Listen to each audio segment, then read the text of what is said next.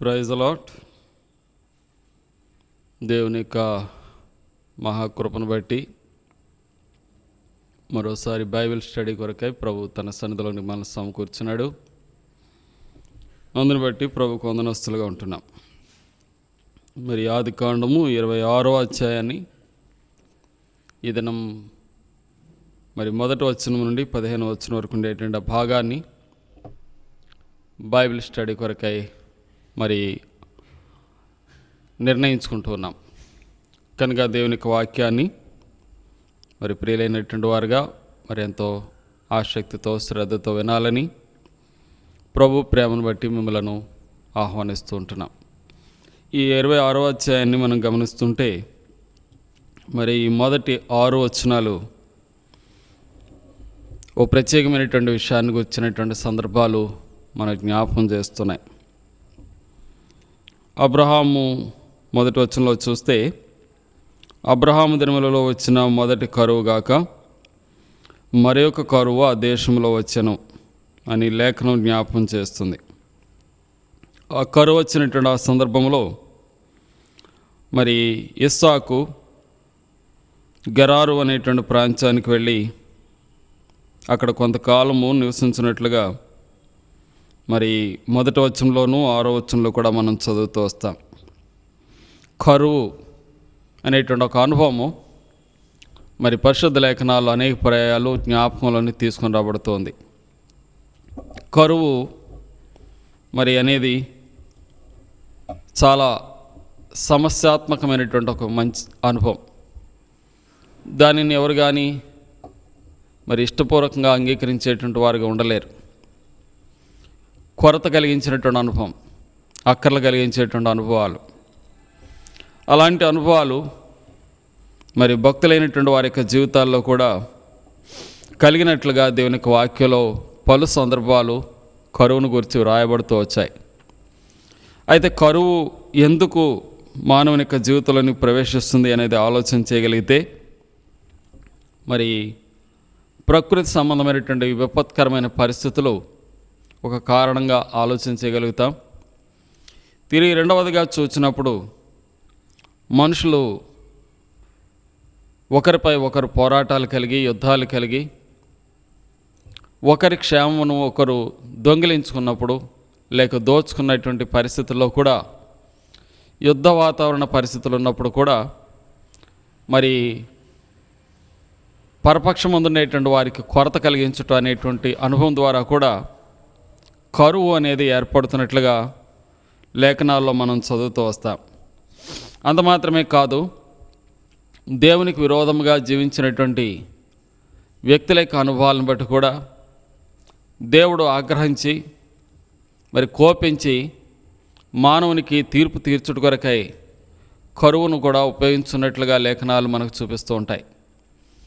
ఈ రీతిగా మనం చూస్తూ వచ్చినప్పుడు వివిధ రకాలైనటువంటి విధానాల్లో కరువు అనేది మానవుని యొక్క జీవితంపై మరి ప్రభావితం చేయబడేటువంటి సందర్భాలు బైబిల్లో కనబడుతూ ఉన్నాయి. ఇక లేఖనాల్లో భక్తుల యొక్క ఆయా వ్యక్తుల యొక్క అనుభవాలు కూడా మనం చూడగలుగుతూ వస్తే మరి ఆ రాజుల 2వ గ్రంథంలో చూస్తే 6వ అధ్యాయము 24-25 వచనాల్లో కానీ, తిరిగి 25వ అధ్యాయము మొదటి 3 వచనాల్లో కానీ, తిరిగి భక్తులైనటువంటి ఇర్మియా 52వ అధ్యాయం మొదటి 3 వచనాలు రాస్తున్నట్లుగా యుద్ధ అనుభవం ద్వారా వచ్చేటువంటి కరువును గురించి బైబిల్ మాట్లాడుతూ ఉంది. అంత మాత్రమే కాదు, మొదటి రాజుల గ్రంథము 17వ అధ్యాయం 1వ వచనంలో చూచిన, తిరిగి కీర్తన 107వ అధ్యాయము 33వ వచనంలో మనం చూచిన దేశ నివాసుల యొక్క చెడితనాన్ని బట్టి కూడా దేవుడు తీర్పును విధించి కరువును మానవుని మీదకి తీసుకుని వచ్చినటువంటి సందర్భాలు పరిశుద్ధ లేఖనాల్లో మనకు కనబడుతూ ఉన్నాయి. అయితే ఈ సంబంధమైనటువంటి కరువు కొంత పరిమితమైనటువంటి కాలానికి సంబంధించినదిగా ఉంటుంది.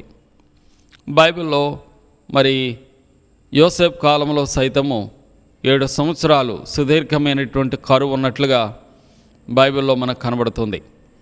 అంతేకాదు, మొదటి రాజుల గ్రంథంలో మనం చూస్తుంటే 17వ అధ్యాయంలో మరి అహాబు అనేటువంటి రాజు పరిపాలించేటువంటి కాలంలో ఆ కరువు బహు కఠోరమైనటువంటిదిగా కనబడుతోంది. బైబిల్లో మరి అంత తీవ్రమైనటువంటి కరువు మరి ఎక్కడా మనకు కనబడదు. ఆహార పానీయాల విషయమై ఉండేటువంటి ఆ కరువును బట్టి ప్రజలు ఇబ్బంది పడినట్లుగా బాధపడినట్లుగా మనకు కనబడుతుంది. కానీ చివరికి ఒకరినొకరు భక్షించుకునేటువంటి ఆ దుర్గతి, ఆ దుస్థితి కలిగినటువంటి అనుభవాలు ఈ అధ్యాయంలో మనకు కనబడుతూ ఉంటాయి. అంటే కరువు యొక్క తీవ్రత ఎంత భయంకరంగా ఉంది అనేది తెలియచేయడానికి ఆ యొక్క ఉదాహరణను మనం జ్ఞాపకం చేసుకోగలం. అయితే ఈ భూ సంబంధమైనటువంటి కరువు మనుషుడు తన జీవితంలో మరి దేవునిపై ఆధారపడితే కనుక దాన్ని పరిష్కారం చేసుకునేటువంటి అవకాశాలు ఉన్నాయి. అయితే దేవునికి వాక్యంలో సెలవిస్తుంది, ఈ భౌతికమైనటువంటి కరువే కాదు, కానీ ఆమోస్ అనేటువంటి భక్తుడు జ్ఞాపకం చేస్తున్నట్లుగా మనం చూస్తే ఆమోస్ గ్రంథము లో మనం 8వ అధ్యాయం 11వ వచనంలో చూస్తే దేవుని వాక్యము దొరకనేటువంటి కరువు కూడా రాబోతుంది అని ప్రవక్త ప్రవచనాత్మకంగా తెలియజేస్తుంటున్నాడు. అంటే దేవుని వాక్యము మనుషునికి అందుబాటులో ఉండనేటువంటి కాలం ఒకటి ఉండబోతుంది. అనగా దేవుని వాక్యము వినాలి అనేటువంటి ఆశ కలిగి ఉన్నప్పుడు కూడా ఒక దినానికి అది దొరకనేటువంటి ఆ కరువుతో కూడినటువంటి అనుభవాలు మరి మానవాళిపై వచ్చేటువంటి ప్రమాదం ఉందని పరిశుద్ధకరమైనటువంటి బైబిల్ జ్ఞాపకం చేస్తుంది. కనుకని దేవుని వాక్యం మనకు అందుబాటులో ఉండగానే దేవుని వాక్యాన్ని మనం సమృద్ధిగా వాటిని అనుభవించే వారంగా లేక సమృద్ధిగా దానిని ధ్యానించేటువంటి వారంగా ఉండాలని లేఖనాలు మనకు జ్ఞాపకం చేస్తాయి. కనుక మొదటి కీర్తనలో కూడా దావీదు అనేటువంటి భక్తుడు అంటాడు, మరి యెహోవా ధర్మశాస్త్రమునందు ఆనందించుచు దివారాత్రములు దానిని ధ్యానించేటువంటి వాడు ధన్యుడని, అతడు నీటి కాలువలో ఎవరు నాటబడినటువంటి చెట్టు వలె ఉంటాడని, అతడు చేయనిదంతయో సఫలమవుతుందని మరి దేనికి వాక్యం మనకు జ్ఞాపకం చేస్తుంది. అంతేకాదు మరి దేవుని యొక్క ధర్మశాస్త్రాన్ని ఎంతో ప్రేమించేటువంటి వారికి ఎంతో నెమ్మది ఉంటుందని భక్తుడైనటువంటి దావీదు కూడా రాస్తుంటున్నాడు. అంతేకాదు మరి దేవుని ధర్మశాస్త్రాన్ని ప్రేమించేవాడు తొట్టిల్లడు అని కూడా లేఖనం జ్ఞాపకం చేస్తుంది. కనుకనే దేవునికి వాక్యము మరి మనకు అందుబాటులో ఉండేటువంటి కాలంలోనే దేవుని వాక్యాన్ని మనం సమృద్ధిగా భుజించే వారంగా లేక వినేటువంటి వారంగా ఆ ప్రకారం ప్రవర్తించేటువంటి వారంగా వాక్యానుసారంగా మన జీవితాలను కట్టుకునేటువంటి వారంగా ఉండాలని పరిశుద్ధకరమైనటువంటి బైబిల్ జ్ఞాపకం చేస్తుంది. అంతేకాదు కొలసీ పత్రికలో కూడా అపోస్తలుడైనటువంటి పౌలు మరి పలు రీతిలుగా దేవుని వాక్యం మన హృదయంలో మరి నింపబడాలి, సమృద్ధిగా మనలో నివసింపనేయాలని మరి కొలసీ పత్రికలో అపోస్తలుడైనటువంటి పౌలు రాస్తున్నాడు. చదువుదాం ఆ వాక్యమును. కొలసీలు రాసిన పత్రిక 3వ అధ్యాయము.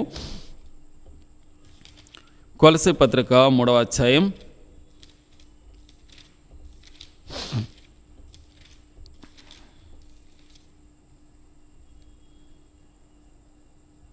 16వ వచనం చదువుతాను. కొలసీ పత్రిక 3వ అధ్యాయము 16వ వచనం. సంగీతములతోనూ కీర్తనలతోనూ ఆత్మ సంబంధమైన పద్యములతోనూ ఒకనికి ఒకడు బోధించుచు బుద్ధి చెప్పుచు కృపాసహితముగా మీ హృదయములలో దేవునిని గూర్చి గానము చేయొచ్చు సమస్త విధములైన జ్ఞానముతో క్రీస్తు వాక్యము మీలో సమృద్ధిగా నివసింపనీయుడి. కనుక దేవుని యొక్క వాక్యం మనలో సమృద్ధిగా నివసించేటట్టుగా మనము దేవుని వాక్యాన్ని మరి సమృద్ధిగా మన హృదయాల్లో నింపుకునేటువంటి వారికి ఉండాలని ప్రభు కోరుతున్నాడు. కేవలము ఒకవేళ లేఖనాల్లోనే మనము అనుదినము ఆలోచించేటువంటి అనుభవం మాత్రమే కాదు, కానీ దేవుని వాక్యం మన హృదయం నిండా నింపుకోవాల్సినటువంటి వారికి ఉంటున్నాం. మరి హెబ్రీ పత్రికలో కూడా అపోస్తలుడైనటువంటి పౌలు అంటాడు, మరి దేవుని వాక్యము మరి దేవుని యొక్క ధర్మములు విధులు మన హృదయంలో దేవుడు రాయబడాలని కోరుతున్నాడని కూడా రాస్తుంటున్నాడు. కనుకనే దేవుని యొక్క పరిశుద్ధమైనటువంటి వాక్యం మనకు అందుబాటులో ఉన్నటువంటి కాలంలోనే దేవుని వాక్యానికి మనం ఎంతో ప్రాముఖ్యత విలువిచ్చేటువంటి వారిగా ఉండాలి. ఎందుకంటే ఆమోస్ చెప్తున్నాడు ప్రవచనాత్మకంగా, ఒక దినం రాబోతుందట, ఒక కాలం రాబోతుందంటాడు.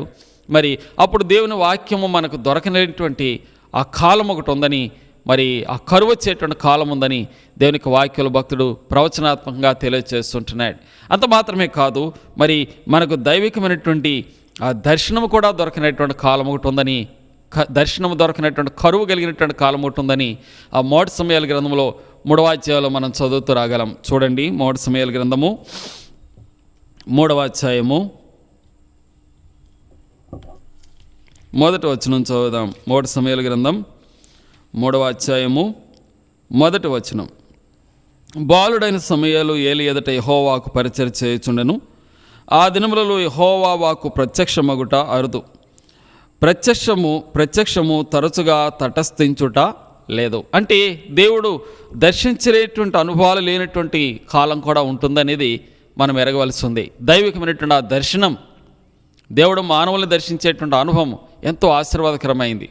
దేవుడు తన పరలోక సంబంధమైనటువంటి ఉద్దేశాలు, దేవుని యొక్క ప్రణాళికలు, దేవుని యొక్క మరి ఆలోచనలు మానవునికి అందుబాటులో లేకపోతే మనుషుడు మరి ఆ గురి లేనటువంటి వాడై తన జీవితాన్ని గడిపేటువంటి ప్రమాదం ఉంటుంది. కనుకనే దర్శనం అనేది చాలా ప్రాముఖ్యమైనటువంటిదిగా ఉంది. దర్శనము లేనటువంటి వారే అనేకులు త్రోవ తప్పిపోయేటువంటి వారిగా ఉంటున్నారు. మరి దైవికమైనటువంటి ఆ ప్రత్యక్షత ఎప్పుడైతే మానవునికి అందుబాటులో ఉండదో, మరి నిత్యమైనటువంటి ఆ జీవార్థమైనటువంటి ఆ మార్గంలో మనుషుడు తన జీవితాన్ని నడిపించుకోలేటువంటి వాడు, కానీ తన జీవితం కొనసాగిపోయేటువంటిదిగా ఉంటుంది. కనుకని దైవికమైనటువంటి ఆ దర్శనమును కూడా మరి కరువు కలిగినటువంటి అనుభవం కలిగే ప్రమాదము ఏలీ కాలంలో మనం చూడగలుగుతున్నాం. ఒకవేళ ఏలీ కాలంలోనే కాదు, ఈనాడు కూడా మరి దైవికమైనటువంటి దర్శనము లేనటువంటి వారై అనేకులు తమ యొక్క ఇష్టానుసారముగా తమ యొక్క భక్తి జీవితాన్ని కొనసాగించుకునేటువంటి వారిగా కూడా అనేకులను మనం చూస్తాం. దేవుని పిలుపు ఉండదు, దైవ దర్శనాలు ఉండవు, దేవుని ప్రత్యక్షత వారికి ఉండదు, మరి దేవుని యొక్క నడిపింపులోనికి వారి తమను తాము తెచ్చుకోరు, దేవుని చిత్తానుసారంగా నడవడానికి ఇష్టపడేటువంటి వారికి ఉండరు. అలాంటి ప్రమాదాలు కూడా మరి దినాల్లో మనం చూస్తున్నాం. కేవలము పైకి భక్తి గల వారి వలె ఉండి దానిని శక్తిని ఆశ్రయించలేనటువంటి వారిగా ఉన్నారని మరి అపోస్తలుడైనటువంటి పౌలు తిమోతి పత్రికలో రాస్తూ విషయాన్ని జ్ఞాపకం చేస్తున్నాడు. కారణం ఏంటంటే వారికి దైవికమైనటువంటి నడిపింపు లేనటువంటి వారుగానే వారి జీవితాలు కొనసాగించేటువంటి కరువులో వారు ఉన్నారని బైబిల్ జ్ఞాపకం చేస్తుంది. 1 సమూయేలు గ్రంథం 3వ అధ్యాయం 1వ వచనంలో చూసినట్లుగా దేవుడు ప్రత్యక్షమవుట అరుదుగా ఉంది, తటస్థించుట లేదు అని వ్రాయబడుతుంది. అనగా వాక్యము దొరకనేటువంటి అనుభవం. రెండవదిగా మరి దైవికమైనటువంటి ఆ దర్శనము లేనటువంటి అనుభవం, దేవుడు నడిపింపు లేనటువంటి అనుభవం, దేవుని చిత్త ప్రకారం నడుచుకునేటువంటి అనుభవాలు లేనటువంటి కాలం. అలాంటి ప్రమాదము మరి విశ్వాసలేనటువంటి వారిపై ప్రభావితం చేయగలిగినటువంటి కాలం ఒకటి ఉంది అనేది మనం ఎరగవలసినటువంటి వారికి ఉంటున్నాం. కనుకని ప్రతి సమయంలో కూడా దేవుని యొక్క దర్శనం మనకు కావాలి అని మనం ఆశించినటువంటి వారికి ఉంటే మరి భక్తుడైనటువంటి మరి దావీదు అంటాడు, 32వ కీర్తన 6వ వచనంలో రాస్తుంటాడు, నీ దర్శన కాలమందు భక్తి గలవారు నిన్ను ప్రార్థన చేసుకుంటారు అని రాస్తున్నాడు. అనగా దేవుని నామాన్ని బట్టి మనం ప్రార్థించేటువంటి అనుభవం, ఎడతెగక ప్రార్థించేటువంటి జీవితం, దేవునిపై ఆధారపడేటువంటి జీవితం మన జీవితాలు అవసరంగా ఉంది. అప్పుడే దేవుడు మనకుండేటువంటి ఆ దర్శన సంబంధమైనటువంటి కొరతను లేక కరువును తీర్చేటువంటి వాడికి ఉంటాడు. అంతేకాదు 29వ అధ్యాయంలో ఇర్మియా కూడా రాస్తుంటాడు. చూడండి 29వ అధ్యాయంలో ఇర్మియా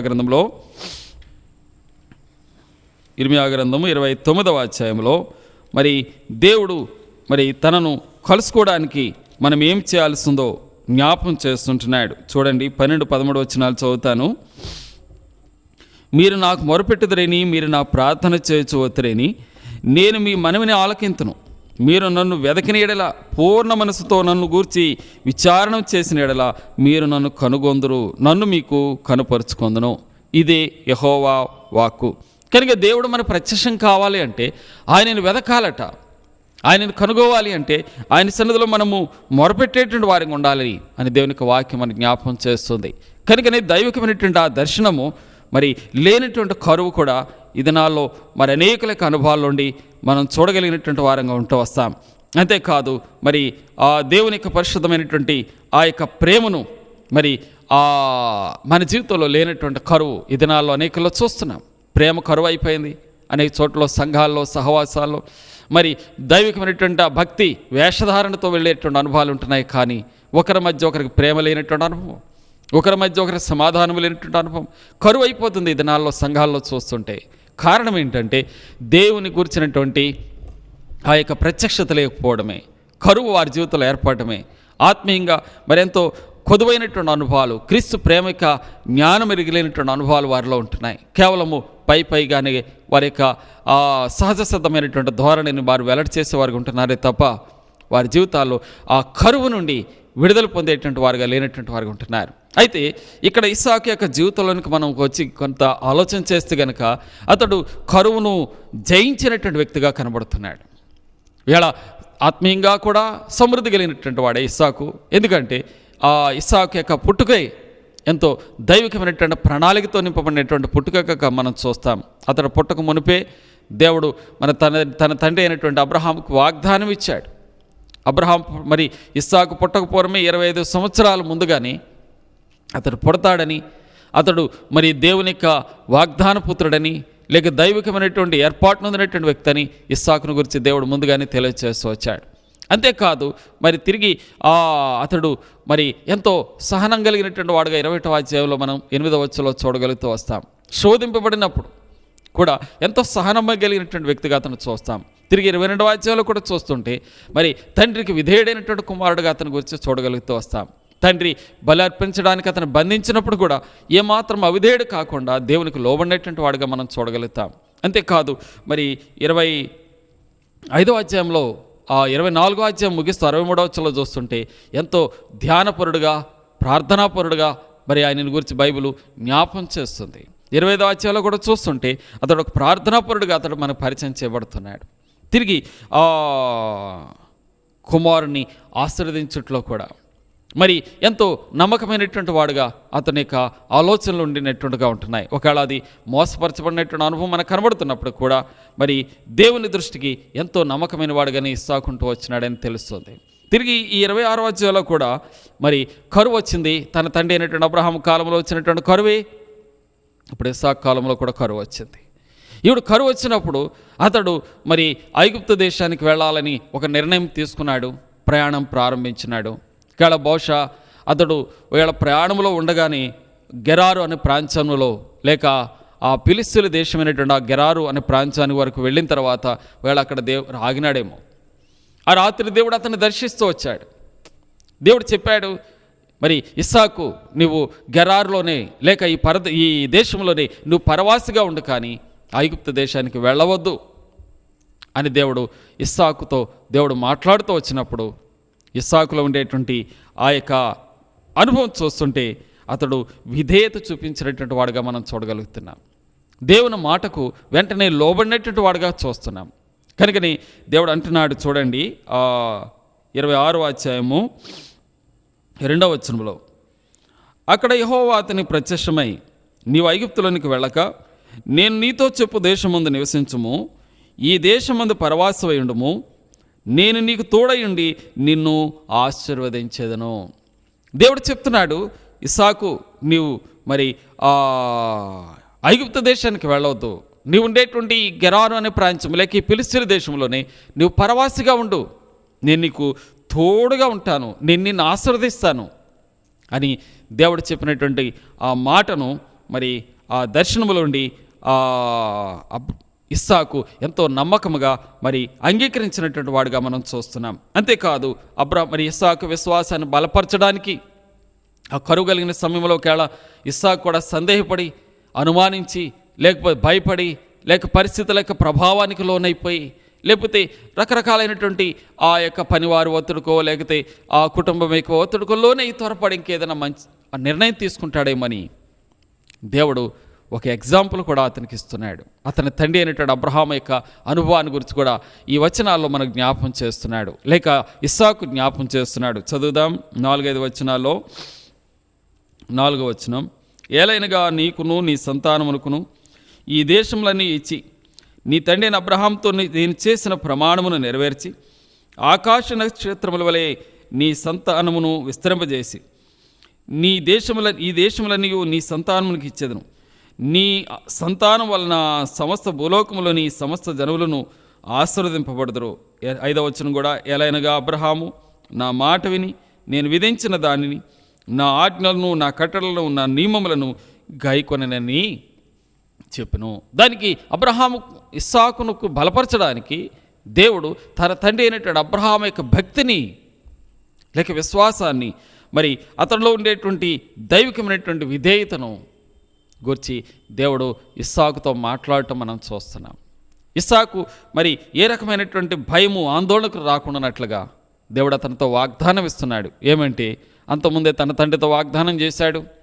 15వ అధ్యాయం 5వ వచనంలో ఆదికాండంలో మనం చూస్తే నీ సంతానమును ఆకాశ నక్షత్రములలో చేస్తానని దేవుడు వాగ్దానం ఇచ్చాడు.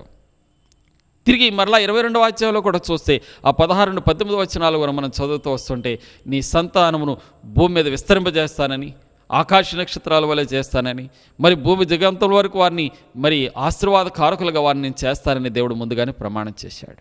మరలా తిరిగి వాగ్దానాలు జ్ఞాపం చేయడానికి గల కారణం ఏంటంటే ఇస్సాకును ధైర్యపరచడానికి. దేవుని బిడ్డలమైనటువంటి మనం కూడా దేవునికి వాగ్దానము మనల్ని ధైర్యమునిచ్చేదిగా ఉంటుంది. పలు పరిస్థితులు మన జీవితంలోకి వస్తాయి. ఆ రకాలైనటువంటి సంకటాలు పరిస్థితులు మన మీదకి వచ్చినప్పుడు ఆర్థికంగా, సామాజికంగా, మనుషులంగా మనకు కూడా ఎన్నో కొదువులు వస్తూ ఉంటాయి. వచ్చినప్పుడు చాలామంది తీసుకునే నిర్ణయాలు ఏంటంటే దేవునిపై ఆధారపడక మరి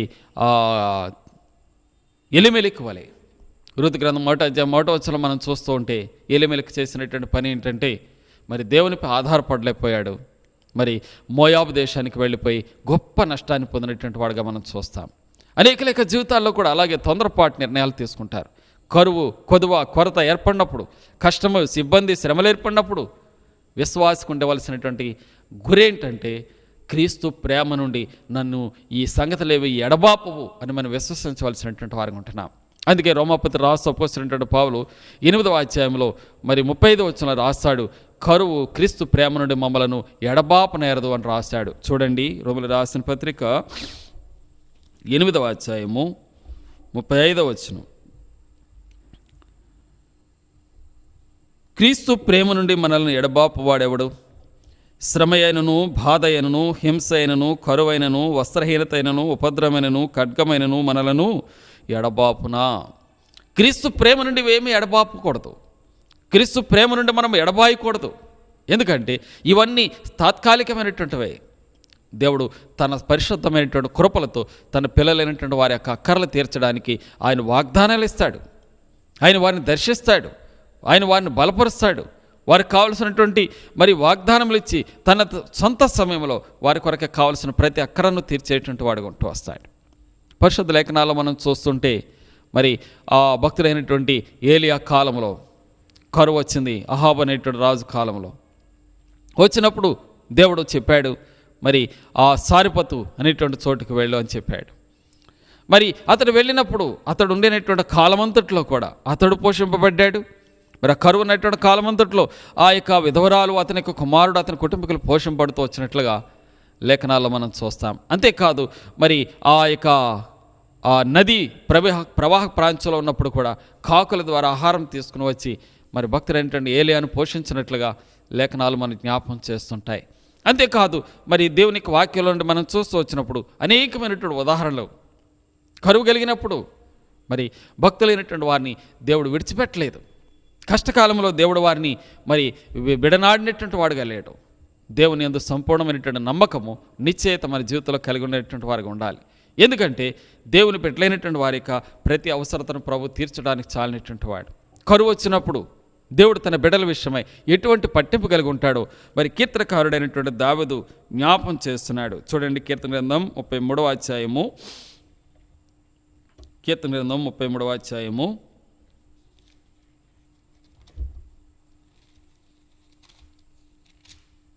వాక్యం తీసుకోవడానికి ప్రయత్నించండి. దేవుని వాక్యం మనం పదే పదే తిరిగి జ్ఞాపకం చేసుకుంటే ద్వారా మరెంతో ప్రయోజనాన్ని పొందుకునేటువంటి వారంగా ఉంటాం. 19వ వచనం, 33వ అధ్యాయం కీర్తన గ్రంథము 19వ వచనం, 18వ వచనం. వారి ప్రాణమును మరణము నుండి తప్పించుటకును, కరువులో వారిని సజీవులుగా కాపాడుకును యెహోవా దృష్టి ఆయన యందు భయభక్తులు గల వారి మీదను, ఆయన కృప కొరకు కనిపెట్టుకున్న వారి మీదను నిలిచి ఉన్నది. కనుక దేవుని వాక్యం చూస్తుంటే తన బిడ్డలైనటువంటి వారి విషయమై ఆయన శ్రద్ధ కలిగిన వాడు. వారిని అక్కర్లు తీర్చడానికి ఆయన తన కనుదృష్టిని నిలిపించేటువంటి వాడు. కరువులో మరి ఆ శ్రమలలో, ఇబ్బందికరమైనటువంటి పరిస్థితుల్లో, మరణకరమైనటువంటి సంగతులు వారి మీదకి వచ్చినప్పుడు దేవుడు ఏ రీతిగా కాపాడుతాడో మరి భక్తుడైనటువంటి దావీదు జ్ఞాపం చేయడం చూస్తాం. అంతేకాదు 37వ కీర్తనలు కూడా చూడండి. మరొక వచనం చూద్దాం. కీర్తన 37 19వ వచనం కూడా చదువుదాం. 19వ వచనం. ఆపత్కాలమందు వారు సిగ్గునొందరు, కరువు దినములలో వారు తృప్తి పొందుదురు. కనుక దేవునికి వాగ్దానం నమ్మదగింది. కనుకని ఆయన కరువు వచ్చినప్పుడు ఆయన ప్రేమ మారిపోయిందని మనం భావించకూడదు. కష్టం వచ్చినప్పుడు దేవుని ప్రేమ మారిపోయింది అనుకోకూడదు. కొదువు వచ్చినప్పుడు, ఇరుకొచ్చినప్పుడు దేవుడు మనల్ని ప్రేమించడం లేదని మనం తలంచకూడదు. శ్రమను బట్టి కాదు, కానీ మనకు వచ్చే అనుభవాలన్నింటిలో కూడా ప్రభు వాగ్దానాన్ని మనం నమ్మాలి. దేవుడిచ్చిన వాగ్దానాన్ని చేతపట్టుకుని దేవుని సన్నిధిలో అడగాలి. మన ఇంటి అక్కర్ల కొరకు, మన జీవనోపాధి కొరకు, మన ఆర్థిక ఇబ్బందుల కొరకు, లేక కొన్ని ప్రయాల విద్యార్థులైతే జ్ఞానం కొరకు దేవుని అడగాలి. దేవుడు ఏం కొదవ చేసేవాడు కాదు, ప్రతి అక్కర తీరుస్తాడు. ప్రతి వాని యొక్క అక్కర ఎరిగినటువంటి వాడు, అందరి అక్కర తీర్చడానికి ఆయన చాలినటువంటి వాడు. కనుకని ఆయన సమృద్ధి అయినటువంటి ఐశ్వర్యవంతుడైనటువంటి దేవుడు, శ్రీమంతుడైన దేవుడని ఆ తిమోతి పత్రికలో అపోస్తలుడైనటువంటి పౌలు మరి ఆ తిమోతి పత్రిక రాస్తూ జ్ఞాపకం చేస్తున్నాడు. అంతేకాదు యాకోబు కూడా అంటాడు, మరి ఆయన ఐశ్వర్యవంతుడైనటువంటి దేవుడుగా ఆయన జ్ఞాపకం చేస్తున్నాడు. కనుకని దేవుని బిడ్డలమైనటువంటి మనము మరి కరువు, ఈ లోకంలో వచ్చేటువంటి కరువు, ప్రకృతి సంబంధమైనటువంటి కరువును తీర్చగల దేవుడని మనం నమ్ముతున్నాము. రెండవదిగా ఆత్మీయమైనటువంటి ఆ కరువు కూడా, ఆత్మీయమైనటువంటి ఆ కరువు ఏంటంటే వాక్యమును సమృద్ధిగా మనం పొందుకోవాలని దేవుడు కోరుతున్నాడు. దైవ దర్శనం కలిగినటువంటి వారికి ఉండాలని ప్రభు కోరుతున్నాడు. ప్రేమ, సమాధాన, సంతోషములతో ప్రభువులో వర్ధిల్లాలని, ఆయన యందు కరువు లేకుండా దైవ ప్రేమ మనలో ఎదగాలని, దైవికమైన సమాధానం కలిగిన వారిగా ఉండాలని ప్రభు కోరుతున్నాడు. అలాంటి సమృద్ధి అయినటువంటి స్థితిని దేవుడు ఇస్సాకుకు వాగ్దానం చేస్తే ఇస్సాకు దేవుని మాట నమ్మాడు. అంతేకాదు 5వ వచనం గమనించండి, 26వ అధ్యాయం ఆదికాండం 5వ వచనంలో మనం చూస్తుంటే దేవుడు అబ్రహాములో ఉండేటువంటి యోగ్యతను కూడా ఘనపరుస్తున్నాడు. అబ్రహాములో ఉండేటువంటి భక్తి జీవితాన్ని కనపరుస్తున్నాడు. అతను ఎంత నమ్మకస్తుడిగా ఉన్నాడంటే దేవుడు నియమించినటువంటి ఆ కట్టడలను, విధులను, ఆజ్ఞలను, నియమములను మరి చక్కగా గైకొన్నటువంటి వాడుగా ఉన్నాడని దేవుడు అబ్రహామును గురించి సాక్ష్యం ఇస్తున్నాడు. గైకొంటాడు అని ముందుగానే చెప్పాడు, ఇప్పుడు గై కొన్నాడు అని కూడా దేవుడు అనుసరిస్తున్నాడు. ఎక్కడుందంటే 18వ అధ్యాయం 19వ వచనంలో రాయబడి ఉంది. చూడండి, ఆదికాండం 18వ అధ్యాయము 19వ వచనంలో, ఎట్లనగా యెహోవా అబ్రహామును గురించి చెప్పినది, అతను కలుగజేయనట్లు తన తరువాత తన పిల్లలను, తన ఇంటి వారును నీతి న్యాయములు జరిగించుచు యెహోవా మార్గములను గైకొనుటకు అతడు వారికి ఆజ్ఞాపించినట్లు నేను అతని ఎరిగి ఉన్నాను అని. అప్పటికింకా సంతానం కలగలేదు. సంతానం కలగకమునుపే దేవుడు అతని గురించి సాక్ష్యం ఇచ్చాడు. ఎలాంటి దైవ జీవితం కలిగిన వాడుగా అబ్రహాం ఉంటాడో. ఇప్పుడు సంతానవంతుడు కాదు, అతను అబ్రహాం చనిపోయాడు కూడా. ముందు అధ్యాయంలో 25వ అధ్యాయంలో మనం చదువుకున్నాం 8వ వచనంలో, మరి దేవుని నామాన్ని బట్టి మరి అబ్రహాం తన యొక్క మంచి ముసలితనమందు ఆ ప్రాణం విడిచి తన పితరులకు చేర్చబడినట్టుగా గత వారంలో మనం జ్ఞాపకం చేసుకున్నాం. ఇప్పుడు అతడు సజీవుడిగా లేనటువంటి వాడుగా ఉన్నప్పటికి కూడా ఇస్సాకును బలపరచడానికి అబ్రహాములో ఉండేటువంటి దైవ భక్తి యొక్క నమ్మకత్వాన్ని దేవుడు ఇస్సాకుకు మరలా తిరిగి జ్ఞాపకం చేసి అతన్ని ధైర్యపరుస్తున్నాడు. కనుకనే దేవుని బిడ్డలమైనటువంటి మనము ఆయన నమ్మకించినటువంటి దేవుని పిల్లలంగా మరి దేవుని యొక్క దర్శనం కలిగిన వారుగా ఉంటుట, దేవుని వాక్యమును సంపూర్ణంగా వెంబడించే వారమై ఉండుట, దేవుని వాక్యాన్ని తిరిగి తరువుగా ధ్యానించేటువంటి వారంగా ఉండుట ఎంత అవసరం. అంతేకాదు ప్రేమ, సమాధానమైనటువంటి ఆ సమృద్ధిని మన జీవితంలో కలిగి ఉండాలా. దేవుని పరిశుద్ధమైనటువంటి ఆ క్రీస్తుని గురించినటువంటి జ్ఞానములో మనం ఎదిగేటువంటి వారిగా ఉండాలా. క్రీస్తు యొక్క పరిపూర్ణతలోని తేబడేటువంటి వారంగా ఉండాలా. విశ్వాస విషయంలో దేవుని కూర్చిన కుమారుని గురించిన జ్ఞానంలో మనం ఎదగాలని మరి దేవుని యొక్క వాక్యం మనకు జ్ఞాపకం చేస్తుంది. అలాంటి వారంగా మనం ఉంటే దేవుని చేత సమృద్ధి అయినటువంటి వారంగా, మన పరలోకపు ప్రభువులో సమృద్ధి అయినటువంటి స్థితిని కలిగినటువంటి వారంగా మనం ఉండగలిగినటువంటి వారంగా ఉంటాం. అందుకే ఆయన ప్రేమ యొక్క పరిపూర్ణతను గురించి రాస్తూ అంటాడు, ఎఫెసీ పత్రికలో రాస్తూ, జ్ఞానమునకు మించిన దైవ ప్రేమ మనకు దేవుడు చూపిస్తూ ఉన్నాడు. ఆ ప్రేమను మనం పొందుకునేటువంటి వారమై మరి దేవుని బిడ్డల ఏళ్ళ లేక సమాజం ఏళ్ళ మనం కనుపరిచేటువంటి వారంగా ఉన్నప్పుడు దేవునికి మరి దేవునిలో మనం కూడా సంపూర్ణమైనటువంటి విజయాన్ని లేక సమృద్ధి అయినటువంటి స్థితిని కలిగిన వారంగా ఉంటాం. కరువును జయించగలిగినటువంటి ఇస్సాకు వంటి వారంగా మనం కూడా చేయబడగలిగినటువంటి వారు ఉంటాం. కనుకని ఈ 7వ వచనం 6వ వచనం వరకు కూడా చూస్తుంటే ఆ గెరారులో ఇస్సాకు నివసించినట్లుగా వ్రాయబడింది. అయితే దేవుడు అతనికి తోడుగా ఉన్నాడు. దేవుడు అతని యందు దేవుని యందు అతని విశ్వాసం ఉంచాడు. దేవుని ఎడల భయభక్తి నిండినటువంటి వాడిగా ఇస్సాకుంటూ వచ్చాడు. అయినప్పటికీ కూడా దేవుని బిడ్డలైనటువంటి వారికి కొన్ని ప్రయాణములు, కొన్ని పరీక్షలు, పరిశోధనలు వస్తూనే ఉంటాయి. ఇక్కడ మరి ఇస్సాకు జీవితంలో అబ్రహాము జీవితంలో పోలినటువంటి శ్రమనే వచ్చినాయి. ఏంటంటే మరి ఇస్సాకు ఆ గెరారులో నివసించినప్పుడు అక్కడ జరిగినటువంటి సందర్భాలు చూస్తుంటే మరి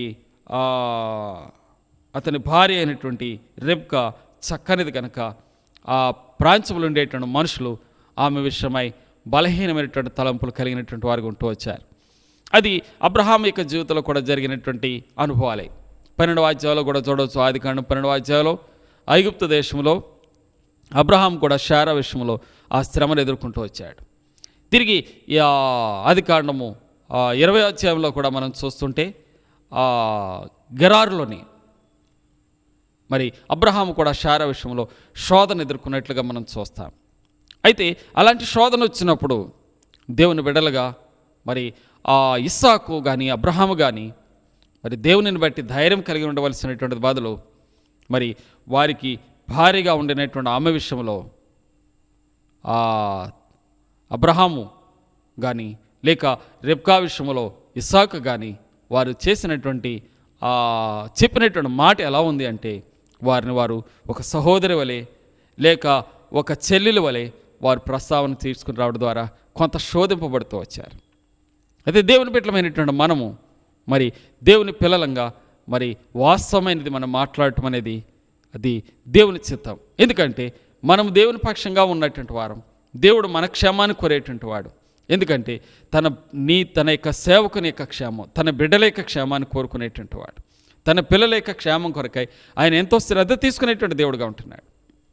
కనుకని దేవుని యొక్క వాక్యంలో వ్రాయబడి ఉంది, భయం అనేది ఏం చేస్తుందంటే ఒకవేళ అక్కడ ఉండే పరిస్థితులను బట్టి అబ్రహాము అబద్ధమన్నాడు. ఎందుకంటే ఆ ప్రాంతంలో ఫిలిష్తీయులకు ఉండే సహజ సిద్ధమైనటువంటి స్వభావం మరి ఎంతో ప్రమాదకరమైంది. అంతేకాదు వాళ్ళు ఫిలిష్తీయుల గురించి దావీదు కాలంలో మనం చూస్తే వారు చాలా ఉన్నత దేహులుగాను, చాలా అసూయపరులుగాను, క్రూర స్వభావం కలిగినటువంటి వారుగాను, కఠినమైనటువంటి వ్యక్తులుగాను, మరి ఎదుటి వారికి కీడు కలిగించేటువంటి స్వభావాలు కలిగినటువంటి వారు కానీ దేవుని యొక్క వాక్యలో వారిని గురించి వ్రాయబట్టి మనం చూస్తాం. కనుకనే మరి అబ్రహాం వెళ్ళినా ఇస్సాకు వెళ్ళినా వారు భయపడ్డారు. కనుకనే మరి కీర్తనకారుడైనటువంటి దావీదు కూడా రాస్తూ అంటాడు, 4వ వచనం అంటాడు, భయము నొంది పాపము చేయకూడదు. భయం అనేది ఏం చేస్తుందంటే అబద్ధం ఆడేటట్లుగా, భయం తప్పు చేసేటట్లుగా, నేరస్థాపనకు తిగేటట్లుగా మనుషులను చేస్తుంది. అయితే దేవుని బిడ్డలుగా బైబిల్ మనకు ఇచ్చేటువంటి ఆ ధైర్యం ఏంటంటే నీతిమంతులుగా మనము ధైర్యంగా ఉండాలని కోరుతుంది. సొలొమోను రాస్తాడు, సామెతలు 28:1 రాస్తాడు, మరి నీతిమంతులు సింహం వలె ధైర్యంగా ఉంటారు. కనుక క్రీస్తు యొక్క ధైర్యం పరిశుద్ధాత్మ మనలో ఉంచబడింది. అందుకే మనలో పిరికితనం కలిగినటువంటి ఆత్మ దేవుడు మనకి ఇవ్వలేదు, కానీ మరి ధైర్యమునిచ్చేటువంటి ఆత్మను దేవుడు మనకి ఇచ్చాడని తిమోతికి పత్రిక రాసి అపోస్తలుడైనటువంటి పౌలు కూడా జ్ఞాపకం చేస్తున్నాడు. అంతేకాదు మనం దేవుని యందు బలవంతులం, క్రీస్తు యొక్క ఉన్నతమైనటువంటి రక్తశక్తి చేత మరి కడగబడినటువంటి వారం. కనుకనే ఒకవేళ అలాంటి పరిస్థితులు భూలోకంలో మనకు సంభవించినప్పుడు కూడా ప్రభువుని బట్టి ధైర్యంగా మనం ముందుకు సాగి వెళ్ళవలసినటువంటి వారంగా ఉంటున్నాం. ఇక్కడ ఇస్సాకు యొక్క అనుభవం చూస్తుంటే కొంత మరి శోధింపబడ్డాడు. అయితే శారానైతే వారు తీసుకుని వెళ్ళి వారి యొక్క నివాసంలో చేర్చుకున్నట్లుగా మనకు కనబడుతుంది, కానీ రిబ్కాను ఆ రీతిగా చేర్చుకున్నట్లుగా మనకు కనబడదు. వాస్తవానికి మనం ఆలోచన చేయగలిగితే రిబ్కాకు అప్పటికే 2 బిడ్డల తల్లి. ఎందుకంటే 25వ అధ్యాయంలో యాకోబు పుట్టాడు, ఏశావు పుట్టినట్లుగా మనం చరిత్ర గత వారాల్లో జ్ఞాపకం చేసుకున్నాం. ఇలా మరి వారు బిడ్డలు ఉన్నారు అనేటువంటి విషయము మరి ఎందుకు మరుగు చేయబడింది అనేది ఇక్కడ మనకు అర్థం కాదు. కానీ మీటికి ఏదైనప్పుడు కూడా మరి రిబ్కా విషయంలో వారు ఏ రకమైనటువంటి మరి తొందరపాటు నిర్ణయం తీసుకోలేదనేది మాత్రం మన స్పష్టమవుతుంది. కనుక కొన్ని దినాల తర్వాత జరిగినటువంటి ఒక సందర్భం ఇక్కడ రాయబడి ఉంది. ఇక్కడ అది దేవుడు ఉద్దేశపూర్వకంగా మరి వారికి కనబడేటట్లు చేసినాడో, మరి ఏ కారణాన్ని బట్టి అది కనబడిందో మనకు తెలియదు, కానీ భార్య భర్తల మధ్య ఉండేటువంటి ఆ యొక్క అనుభవం ఇక్కడ రాయబడుతూ మనం చదువుతాం. చూడండి, 8వ వచనంలో చదువుదాం. 8వ వచనంలో అక్కడ అతడు చాలా దినములు ఉండిన తర్వాత ఫిలిష్తీయుల రాజైన అబీమెలెకు కిటికీలో నుండి చూచినప్పుడు ఇస్సాకు తన భార్య రెబ్కాతో సరసమాడుట కనబడెను.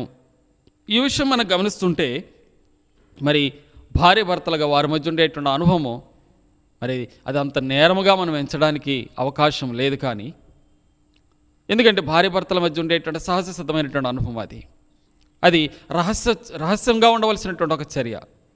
కానీ అది కిటికీలో మరి ఆ వ్యక్తి చూడడానికి అవకాశం వారు కల్పించినందున అది కొంత నేరంగా మనకు కనబడుతున్నా, భార్య భర్తల మధ్య ఉండేటువంటి ఒక అనుభవంలో అది నేరముగా కనబడడానికి అవకాశం లేదు. మెట్టిగా ఈ సందర్భాన్ని మనం జ్ఞాపకం చేసుకుంటూ వస్తే మరి ఈ సందర్భము ఒకవేళ వారు ఆ అబీమెలెకు కనబడ్డ ద్వారానే ఇస్సాకు కొంత కాపుదల్లోనికి తేబడ్డాడు అనేది కూడా మనం అర్థం చేసుకోవచ్చు. అయితే దేవునికి వాక్యం ఏం చెప్తుందంటే, మరి సరసోక్తులు అనేది కేవలము భార్య భర్తల వరకే పరిమితమైందే తప్ప మరి మరి సామాజికంగా ఈ దినాల్లో మనం చూస్తున్నాం మరి రకరకాలైనటువంటి చెడు అనుభవాలు, మరి వారి యొక్క మధ్య జరిగేటువంటి కాని మాటలు, దాని గురించి అపోస్తలుడైనటువంటి పౌలు రాస్తూ చెప్తుంటున్నాడు. చూడండి, ఎఫెసీ పత్రిక 5వ అధ్యాయం 4వ వచనం చదివితే, మీ నోట కృతజ్ఞతా వచనాలే ఉండాలి కానీ మీలో సరసోక్తులు ఉండకూడదు అని చెప్తున్నాడు. అంటే మరి ఎదుటి వారిని హీనంగా, నీచంగా, మరి ఆ కొన్ని పర్యాయములు ఆ ఎదుటి వారిని నవ్వించడానికి అన్నట్లుగా అది ఉంటుందేమో, కానీ అనేవాడికి అది భారంగా అనిపించవచ్చు, కానీ దాన్ని స్వీకరించేవాడికి అది ఎంతో భారం కలిగించేది మాటలుగా ఉంటాయి, హేళనతో కూడినట్టుగా ఉంటాయి. కనుకని పరిశుద్ధ గ్రంథమైనటువంటి బైబిల్ నూతన నిబంధన గ్రంథం ఏం చెప్తుందంటే, వేళ కుటుంబ వ్యవస్థను గురించి మనం ప్రక్కన పెట్టిన సమాజ విషయంలోనికి వచ్చేటప్పటికి ఒకరిని ఒకరు మరి సరసోక్తులు ఆడుకునేటువంటి విధానము బైబిల్ ఖండిస్తుంది, దాన్ని నిరాకరిస్తుంది, అది మనలో ఉండకూడదని చెప్తుంది. ఎందుకంటే అది సమాజంలో మరి ఆ కలహానికి, సమస్యలకు, రకరకాలైనటువంటి విరోధ భావాలకు, రకరకాలైనటువంటి శత్రుత్వ సంబంధమైనటువంటి అనుభవాలు ఏర్పడడానికి ఈ సరసం అనేది కారణంగా కూడా ఉండగలదు. అలాగే ఒకరినొకరు చులకనగా మాట్లాడడం ద్వారా వచ్చేటువంటి అనుభవాలు మనుషుల్లో విపరీతమైనటువంటి కీడును కలిగించుకునేటువంటి సందర్భాలు చారిత్రకంగా ఎన్నెన్నో మనం చూస్తూ ఉంటాం, వింటూ ఉంటాం. కారణం ఏంటంటే, మరి ఎదుటి వారిని నీచంగా మాట్లాడినప్పుడు ఎదుటి వ్యక్తిని నొచ్చుకుంటాడు, తద్వారా మరి ద్వేషాలకు, కీడు కలగడానికి అవకాశం ఉంటుంది. కనుక దేవుని బిడ్డమైనటువంటి మనము వాటిని నిరాకరించాలని పౌలు ఎఫెసీ సంఘానికి, లేక దేవుని బిడ్డలైనటువంటి క్రీస్తు యేసునందు విశ్వాసం ఇచ్చినటువంటి దేవుని బిడ్డలైనటువంటి వారికి ఈ విషయాన్ని తెలియచేయటం మనం చూస్తున్నాం. కనుక మనలో మనం ఎంతో మన నోటిని, మన మాటలను ఎంతో జాగ్రత్తగా ఉంచుకోవాల్సినటువంటి వారు ఉంటున్నాం. అందుకే దేవునికి వాక్యంలో రాస్తూ అంటాడు, మరి చెడ్డ మాటలు పలకకుండా నీ నాలుకను, కపటమైన మాటలు పలకకుండా నీ పెదవులను కాపు చేసుకో, దాని ద్వారా నీవు దీర్ఘాయుష్మంతుడు అవుతావు, అనేక దినములు మరి బ్రతకగోరువాడు ఎవడైనా ఉన్నాడా అని చెప్తూ పిలుస్తూనే భక్తులైనటువంటి దావీదు 34 కీర్తనలు మాట్లాడుతున్నాడు. కనుకనే మన ఆయుష్ను, నిత్య జీవార్థమైనటువంటి ఆయుష్ను పెంచేది మాట. అదే మాట నిన్ను తీర్పులను కూడా తీసుకుని వెళుతుందని చెప్తుంది లేఖనం. కనుకనే మన యొక్క స్థితిగతులను ఎంతో జాగ్రత్తగా మరి కాపాడుకోవాల్సినటువంటి వారం ఏంటన్నా. అయితే ఇక్కడ జరిగిన సందర్భం చూస్తుంటే ఇస్సాకు జీవితంలో కలిగినటువంటి అనుభవం ద్వారా మరి కొంత కాపాడబడినటువంటి అనుభవం కనబడుతున్నాం, అట్లాగా మనం చూస్తున్నాం. తద్వారా మరి ఈ అనుభవం ద్వారానే వారి యొక్క మనస్సాక్షి గద్దించబడుతూ వచ్చింది. మనం చూస్తే లేఖనాల్లో మనం గమనిస్తుంటే 12వ అధ్యాయంలో కానీ ఆదికాండము 12వ అధ్యాయంలో, అదే సమయంలో ఆదికాండం 20వ అధ్యాయంలో మనం గమనిస్తుంటే దేవుడే అబీమెలెకును గద్దించినట్లుగా, ఫరోను గద్దించినట్లుగా కనబడుతుంది. కానీ ఇక్కడ దేవుడు గద్దించినట్లుగా కనబడటం లేదు. ఎందుకంటే దేవుడు వారి యొక్క మనస్సాక్షిని, వారి మనస్సాక్షి వారిని గద్దించేటట్లుగా వారి మనసులలో ఆ భారం కలిగించాడు, లేక ఆ సందర్భాన్ని వారి ముందుకు తీసుకుని వచ్చాడు. లేఖనాల్లో మనం చూస్తుంటే పరిశుద్ధ గ్రంథమైనటువంటి బైబిల్లో రాయబడిన మాటలు, ఒక ఉదాహరణ మనం చూస్తుంటే యోహాను సువార్త 8వ అధ్యాయంలో ఒక సందర్భం కనబడుతుంది. అక్కడ మరి 6వ వచనాల్లో ప్రభువైనటువంటి యేసుక్రీస్తు వారు ఆయన భూమి మీద పరిచయం చేస్తున్నటువంటి కాలంలో మరి కొంతమంది పాపంతో పట్టబడినటువంటి ఒక స్త్రీని తీసుకుని వచ్చి యేసు ప్రభు దగ్గర తీసుకుని వచ్చినప్పుడు వెంటనే ప్రభు వారికి ప్రత్యుత్తరం ఇవ్వలేదు, కానీ ఆయన నేలపై ఏమో రాయిచుండని రాయబడి ఉంటుంది. అయితే ప్రభువును మరి ఆ యొక్క పాపం చేత చేయబడినటువంటి ఆమెకు ఎటువంటి శిక్ష విధించాలి అని చెప్పుచు అనేక మంది ప్రభు దగ్గరికి ఆమెను తీసుకుని వచ్చినప్పుడు ప్రభు అంటాడు, ఆయన తలెత్తి అంటాడు, మీలో పాపం లేనివాడు మొదట రాయి వేయవచ్చును అని ప్రభు చెప్తాడు. చెప్పబడినప్పుడు వారి యొక్క ఆ ఆలోచన లేక వారి అంతరంగ స్థితి వారితో మాట్లాడుతూ ఉంటుంది. ఏంటంటే వారు మనస్సాక్షి గర్దింపబడిన వారై, లేక వారి మనసులో నొప్పి పుట్టినటువంటి వారై, నొచ్చుకున్న వారై అన్న మాట వ్రాయబడింది. అనగా తమ తప్పును తాము గ్రహించినటువంటి వారై, హృదయంలో నొచ్చుకున్నటువంటి వారై, వారు అక్కడ నుండి పెద్దవారు మొదలుకొని చిన్నవాడు వరకు తిరిగి వెళ్ళిపోయినట్లుగా లేఖనాలు చూస్తాం. అంటే మనస్సాక్షి అనేది ఏం చేస్తుందంటే తప్పును తప్పు అని చూపిస్తుంది.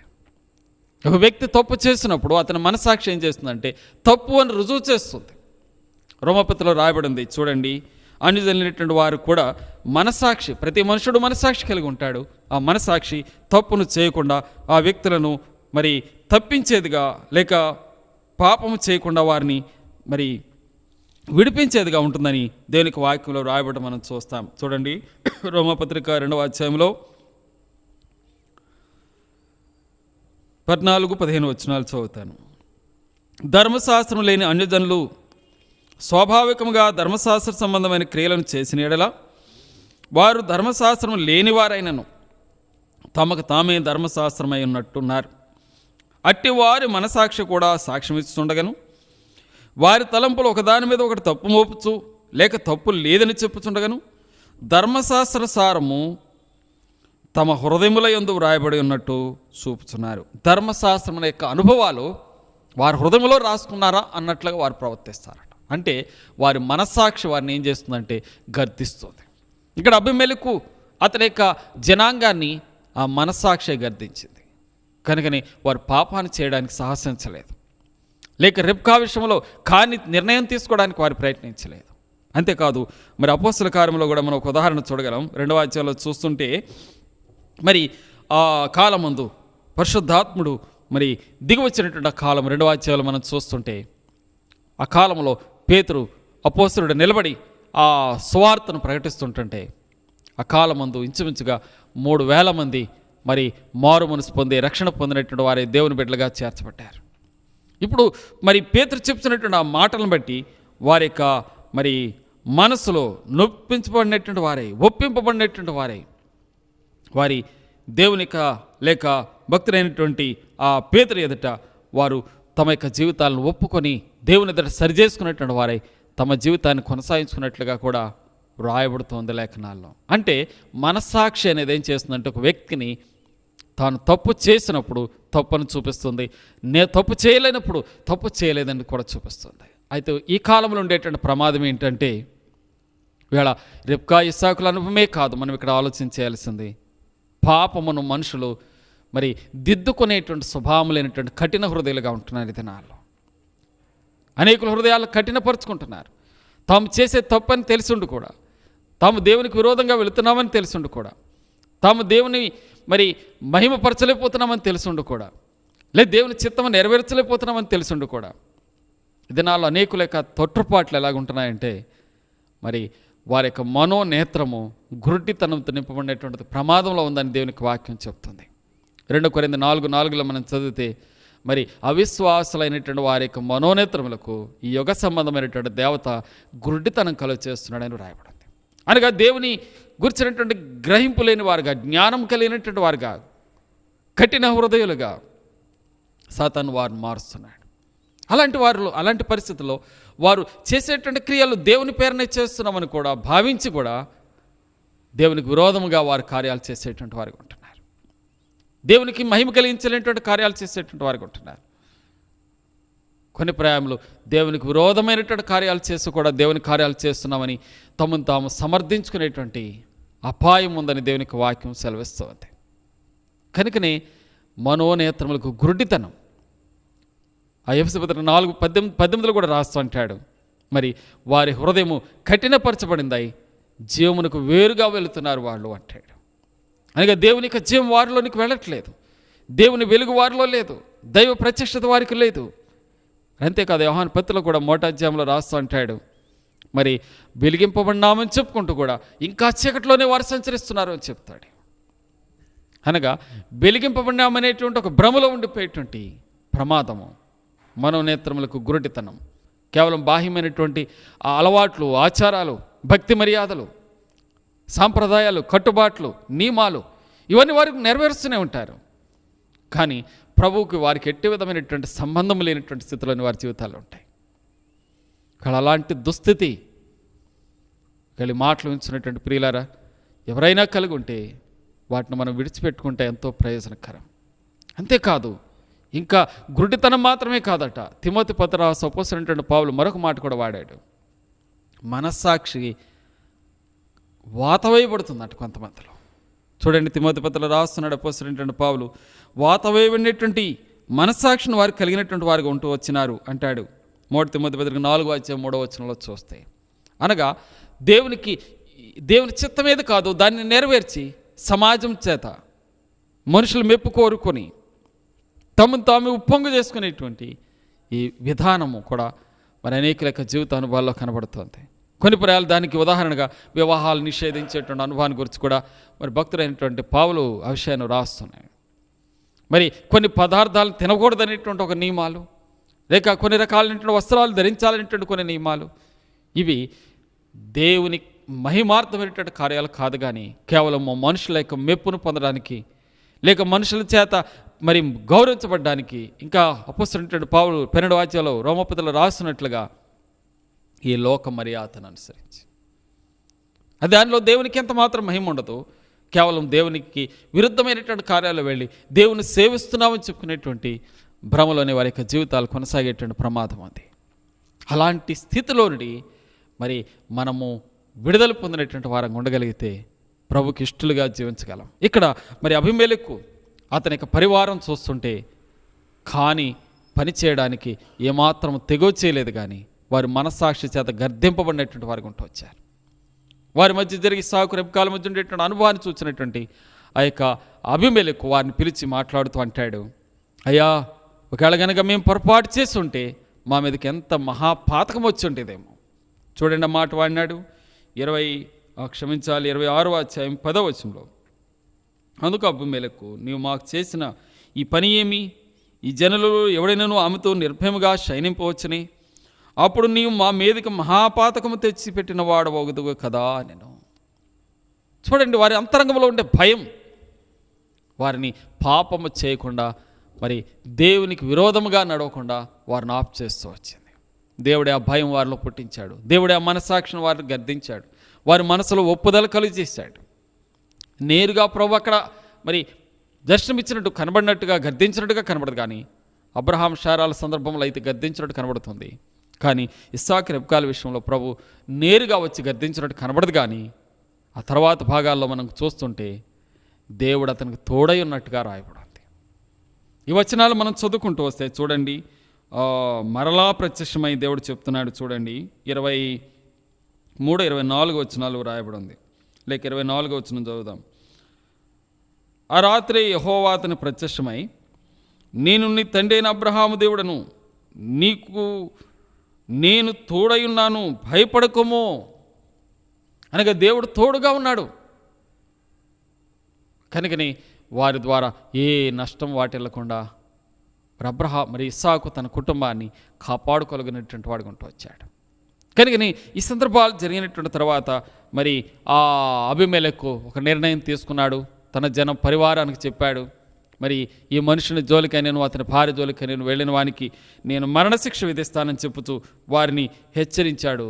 కనుకని ఆ గొప్ప కాపుదల మరి ఇస్సాకు అతని కుటుంబము ఆ యొక్క స్థానంలో వారు అనిపించినట్లుగా లేఖనాల్లో మనం చూడగలిగినటువంటి వారికి ఉంటాం. కనుకని దేవుని బిడ్డలమైనటువంటి మనము మన జీవితాల్లో కూడా మరి దేవుని యందు ధైర్యం కలిగి మన విశ్వాసయాత్రను కొనసాగించట్లో నమ్మకస్తులుగా ఉండటం అనేది మరి ఈ భక్తుల యొక్క జీవిత అనుభవాల ద్వారా మనకు కూడా కొన్ని పాఠాలు మనకు నేర్పించబడుతూ ఉంటున్నాయి.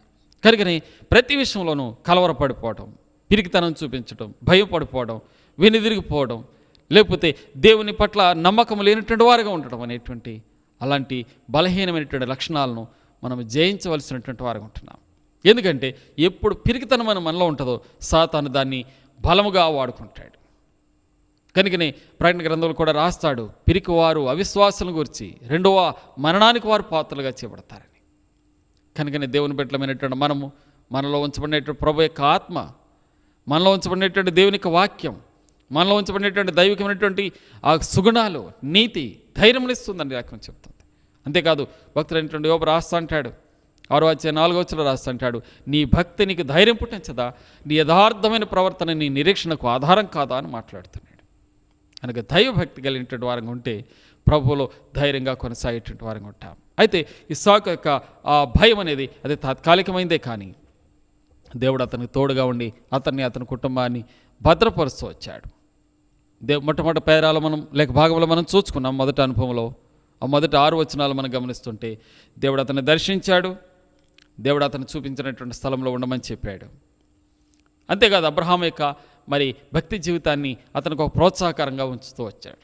రెండో భాగంలో చూసినాం, శ్రమ వచ్చింది, శ్రమ నుండి కూడా విడుదల ఇచ్చాడు దేవుడు. మూడో భాగంలో మనం చూస్తుంటే ముఖ్యంగా 12 నుండి 14 వచనం వరకు మనం చూస్తుంటే దేవుడు మరి ఇస్సాకును మరి ఆశీర్వదించినట్లుగా చూద్దాం. 2 వచనాలు చదువుదాం. ఇస్సాకు ఆ దేశమందున వాడే విత్తనం వేసి ఆ సంవత్సరం 100 ఫలం పొందెను. యెహోవా అతన్ని ఆశీర్వదించను గనుక ఆ మనుషుడు గొప్పవాడైను. అతడు మిక్కిలి గొప్పవాడగు వరకు క్రమముగా అభివృద్ధి పొందుచు వచ్చాను. అతని గొర్రెల ఆస్తియు గొడ్ల ఆస్తియు దాసులు గొప్ప సమూహమును కలిగినందున ఫిలిష్తీయులు అతని యందు అసూయపడిరి. ఇక్కడ గమనిస్తుంటే దేవుడు అబ్రహాం ఇస్సాకును ఆశీర్వదించడానికి ఇష్టపడ్డాడు. మరి ఇస్సాకు ఆశీర్వదింపబడినటువంటి ఒక క్రమబద్ధమైనటువంటి స్థితి, కరువును జయించడానికి తన జీవితంలో ఉన్న కరువు ఉంది. కరువును బట్టి మరి ఆ బేర్లహాయిరో నుండి మరి ఆ గెరారులోనికి వచ్చాడు. ఇప్పుడు తన కరువు తీర్చబడే మార్గం ఏది? దేవుడు చెప్పాడు, నువ్వు వేరే చోటుకు వెళ్ళొద్దు, నువ్వు ఈ చోటే ఉండు, ఈ పరదేశం అందే నువ్వు కాపురమని చెప్పాడు. దేవుని మాట విన్నాడు. ఇప్పుడు దేవుడు అతనిని క్రమక్రమంగా ఎలా అభివృద్ధి పరిచాడు, లేక అతడు అభివృద్ధి పొందడానికి, అతని కరువును జయించడానికి అతడు ఎలాంటి మార్గమును ఎన్నుకున్నాడనేది ఈ రాత్రి కొన్ని తలంపు మీ ముందు జ్ఞాపం చేయాలని ఇష్టపడుతున్నాను. మొట్టమొదటిగా చూడండి, ఆ 12వ వచనంలో చూస్తుంటే మొదటి మాట, ఇస్సాకు ఆ దేశమందున్న వాడై. ఇస్సాకు మరి దేవుని మాటను నమ్మాడు. ఇక్కడ మనం గమనించవలసిన విషయం ఏంటంటే, ఇస్సాకు ఆ దేశమందున్న వాడై అంటే శోధన వచ్చిందిగా, ఆ దేశాన్ని విడిచిపెట్టి వెళ్ళిపోయాడా, లేక కరువు ఉంది కదా దేశాన్ని విడిచిపెట్టేశాడా అని ఆలోచిస్తే ఇక్కడ రాయబడిన మాట ఏంటంటే, ఇస్సాకు ఆ దేశమందున్న వాడై. ఏ దేశమందు? దేవుడు ఉండమన్న చోట, దేవుడు ఉండమన్న స్థలములో, దేవుడు ఉండమనేటువంటి ప్రదేశంలో ఉండడానికి దేవుని మాట విన్నాడు. దేవుడు మాట వినుట అనేది దేవునికి ఎంతో ఇష్టమైనటువంటి కార్యం. దేవుడు నూరంతలుగా అతన్ని దీవించడానికి గల కారణం ఏంటి? క్రమక్రమంగా అభివృద్ధి పొందడానికి గల కారణం ఏంటి? అతను పిలిస్తలేనటువంటి వారు కూడా అసూయపడేంతగా దేవుడు అతన్ని అభివృద్ధిపరచడానికి గల కారణం ఏంటి అని ఆలోచిస్తే దేవుని మాట వినే వ్యక్తిగా అతడు ఉన్నాడు. ఎవరు దేవుని మాట వింటారో, దేవుని మాటను లోబడతారో దేవుడు వారిని ఆశీర్వాదానికి కారకులుగా చేస్తాడు. చూడండి, ఆ ద్వితోపదేశకాండం 28వ అధ్యాయము మొదటి 14 వచనాల వరకు మనం చదవచ్చు. అయితే కొన్ని మాటలు జ్ఞాపకం చేసుకుందాం ఈ సందర్భాన్ని బట్టి. ద్వితోపదేశకాండము 28వ అధ్యాయము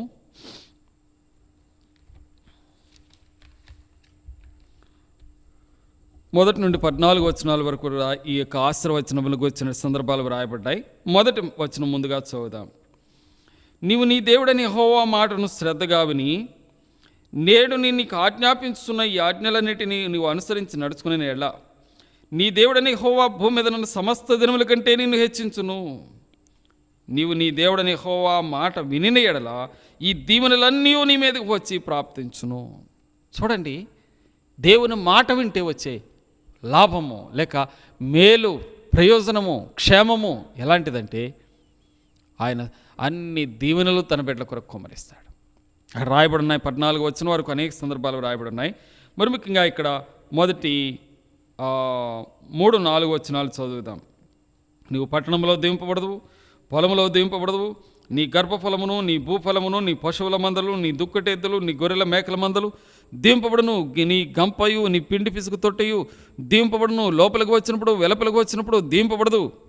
ఈ రీతిగా మనం చదువుకుంటే 14వ వచనం చివరి ముగించేటప్పటికి చూస్తుంటే, యెహోవా నిన్ను తలగా నియమించును కానీ తోకగా నియమించడు, నువ్వు పైవాడవుగా అందు కానీ క్రిందవాడవుగా ఉండవు.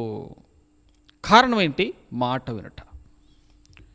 దేవుని మాట విన్నాడు ఇస్సాకు చూస్తే, అందుకే నూరంతల ఫలితం పొందగలిగాడు. ఆయన ఏమి ఆజ్ఞాపించినాడో, ఆయన ఏది సెలవిచ్చినాడో ఆయన దానిని నమ్మినాడు. దేవుని బిడ్డలమైనటువంటి మనం కూడా మాట వినటాన్ని విషయంలో చాలా విధేయత చూపించాలి. దేవుని వాక్యాన్ని, దేవుడు సెలవిచ్చిన ప్రతి మాటకు మన విధేయత చూపించినప్పుడు మరి అన్ని రకాలుగా ఆశీర్వదించబడతాం. 24వ అధ్యాయంలో కూడా ఆదికాండంలో మనం చదువుతుంటే, అబ్రహాం పెద్దదాసుడు అబ్రహాముని గురించి సాక్ష్యం ఇస్తూ చెప్తున్నాడు. మరి అబ్రహామును దేవుడు అన్ని విషయంలో ఆశీర్వదించినాడట. కారణం, అబ్రహాం దేవుని మాట విన్నాడు. ఎక్కడో మెసొపొతామియా ప్రాంతపువాడు, అన్యుడు, కానీ దేవుని మాటకు లోబడ్డాడు, బయలుదేరాడు. తన యాత్ర అంతట్లో కూడా దేవుని మాటను వింటూనే వచ్చాడు. దేవునికి లోబడినాడు, దేవుని నమ్మకంగా హత్తుకొని వెంబడించినాడు. అదే సమయంలో తన కుమారుడైనటువంటి ఇస్సాకు కూడా అదే దీనత్వం, అదే మాట వినే స్వభావం, అదే లోబడి ఉండేటువంటి లక్షణం. మనం కూడా దేవుని మాటను వినేవారంగా ఉండాలి. దేవుని యొక్క మాట, దేవుని యొక్క వాక్యానికి లోబడాలా. దేవుని నోట నుండి పలకబడే ప్రతి మాటను మనము వెంబడించే వారంగా ఉండాలి. అనేక ప్రయాలు దేవుని మాటను వినరు, చాలామంది పెడచెవిని పెడతారు. అందుకే పరిశుద్ధమైనటువంటి బైబిల్లో మరి భక్తుడైనటువంటి దావీదు 81వ కీర్తన 13వ వచనంలో రాస్తూ అంటాడు, అయ్యో ఇశ్రాయేలు, నీవు నా మాట విని ఎడల ఎంత మేలు. నీవు నా ఆజ్ఞలను గైకొన్నట్లయితే, నువ్వు నా మార్గములను అనుసరించి నడుచుకున్నట్లయితే నీకెంత మేలు జరుగుతుంది. ఎందుకంటే మేలు చేసే దేవుడు. భక్తుడైనటువంటి మోషే కూడా రాస్తాడు, మరి ఓ ఇశ్రాయేలు, నిన్ను పోలిన వాడెవడు, యెహోవా రక్షించినటువంటి నిన్ను పోలిన వాడెవడు, నీ దేవుడు నీకు రక్షకుడుగా ఉంటాడని జ్ఞాపం చేస్తున్నాడు. అలాంటి శ్రేష్టమైన అభివృద్ధి ఆత్మీయంగా భౌతికంగా కూడా దేవుని బిడ్డలో పొందాలి అంటే ఆయన మాట వినేవారుగా ఉండాలి. అందుకు 34:11 రాయబడి ఉంది, పిల్లలారా మీరు వచ్చిన మాట వినుడి. ఆయన మాట వింటే ఆయన నేర్పుతాడు మనం అభివృద్ధి ఎలా పొందాలో, మనం ఎలా క్షేమాభివృద్ధి పొందుకోవాలో, మనం ఎలాగ విస్తరించాలో, మనం ఎలా ఫలించాలో, మనం ఎలాగూ మరి స్వతంత్రించుకోవాలో వాటన్నిటిని ప్రభు మనకు నేర్పిస్తాడు. మాట ఆయన చెప్పిన దాన్ని చెప్పినట్టుగా చేస్తే చాలు. ఇస్సాకు చెప్పినట్టుగా చేశాడు కనుకనే ఇస్సాకు ఆ దేశమందున్న వాడై 100 ఫలం పొందాడు అని వ్రాయబడింది. క్రమక్రమంగా అభివృద్ధి పొందాడు అని రాయబడింది. ఫిలిష్తీయులు సైతం అసూయపడంతగా అభివృద్ధి పొందాడని రాయబడింది. అంతేకాదు, మాట వినడమే కాదు, ఏం చేసినాడు, ఇస్సాకు ఆ దేశమందున్న వాడై రెండో పని ఏం చేసినాడు, విత్తనం వేసి విత్తనం వేయాలంటే ముందు ఏం కావాలి, నమ్మకం కావాలి, విశ్వాసం కావాలి. ఉన్నదేమో కరువు, చేతిలో చూస్తే కొద్దిపాటి గింజలు, విత్తనాలు, వాటిని కూడా ఆ నీళ్లు లేకుండా ఎండిపోయినటువంటి ఆ భూమి మీద జల్లొస్తే పంట వస్తుందో రాదో, ఫలితం వస్తుందో రాదో. ఉన్నదేదో తాను తన పరివారము తన కలిగినటువంటి మరి అప్పటికే చాలా ఆస్తిపరుడు, తన తండ్రి నుంచి చాలా విస్తారమైన ఆస్తిని సంపాదించుకున్నవాడు. తన పరివారము 318 కుటుంబాలు అబ్రహాము కాలం నుండే ఉన్నారు.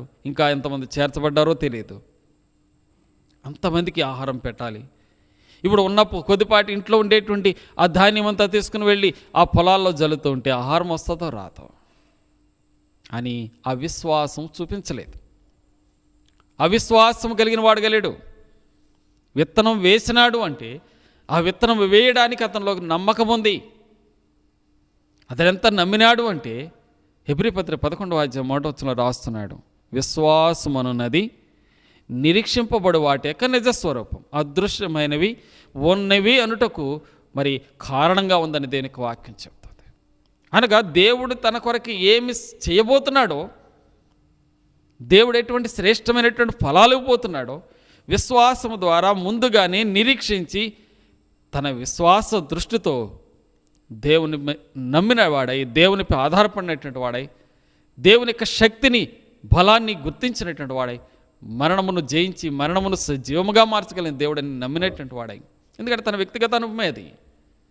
గతంలో మరణమై కంచులోనికి వెళ్ళినటువంటి అతడు సజీవుడిగా లేచాడు కనుక తన దేవుడు ఎంత గొప్పవాడో తన పితరుడైనటువంటి అబ్రహాము అయినటువంటి తన తండ్రి ద్వారా నేర్చుకున్నాడు. తన వ్యక్తిగత జీవితంలో కూడా ఆయన నేర్చుకున్నాడు. కనుకని ఏమాత్రము సందేహించకుండా విత్తనము వేస్తూ వచ్చాడు.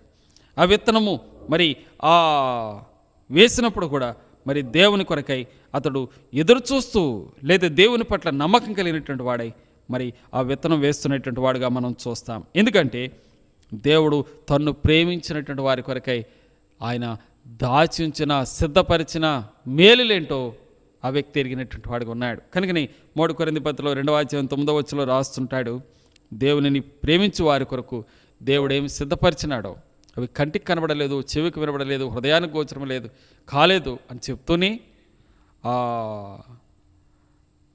10వ అంటాడు, దేవుడు తన్ను ప్రేమించిన వారికి సమస్తమును తేటగా తెలియచేస్తున్నాడు. దేవుడు సమస్తమును మరి గ్రహింపులోనే తెస్తున్నాడు. అంతేకాదు ఆ కొరింథీ పత్రికలోనే ఆ 3వ పత్రిక 2:15 వచ్చేటప్పటికి ఆత్మ సంబంధి అయిన వాడు అన్నిటినీ వివేచిస్తాడు. మరి దేవుని సంగతులను గ్రహించగలిగినటువంటి వాడుగా ఉంటాడు. మనమైతే క్రీస్తు మనసు గల వారము అని రాస్తాడు. అనగా దేవుని బిడ్డలమైనటువంటి మనం ప్రభు బిడలంగా మనం ఏ కార్యం పూనుకున్నా విశ్వాస దృష్టితో చూసి ప్రభు పనులు చేయాలా.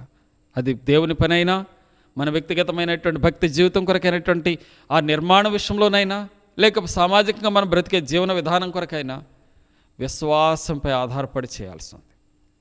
అది దేవుడు మనకు సెలవిచ్చినటువంటిది అయి ఉంటే ఖచ్చితంగా దానిలోండి గొప్ప ఫలితాలు మనం చూడగలిగినటువంటి వారంగా ఉంటాం. అంత మాత్రమే కాదు, మరి దేవునికి వాక్యాలను మనం చూస్తుంటే మరి 37వ కీర్తనలో 19వ రాస్తాడు, దేవుడు తన్ను ప్రేమించినటువంటి వారి కొరకై మరి దాచించిన మేలులో, తనెందు భక్తులైనటువంటి వారి నిమిత్తము ఆయన సిద్ధపరుస్తున్నటువంటి మేలులో, నరుల ఎదుట ఆయన కొరకై నమ్మకంగా జీవించేటువంటి వారి కొరకు ఆయన దాచినటువంటి మేలులు ఇస్తాడని ఆ దేవునికి వాక్యంలో 37:19 కూడా మనం చదువుతాం. అంతేకాదు దేవుని బిడ్డలైనటువంటి వారు మరి అన్ని కాలములో కూడా వారు ప్రభు కొరకు ఫలించేవారుగా ఉంటారని భక్తుడు ఏంటంటే ఇర్మియా రాస్తున్నాడు. చూడండి, ఇర్మియా గ్రంథము 17వ అధ్యాయం చూద్దాం. ఇర్మియా గ్రంథం 17వ అధ్యాయము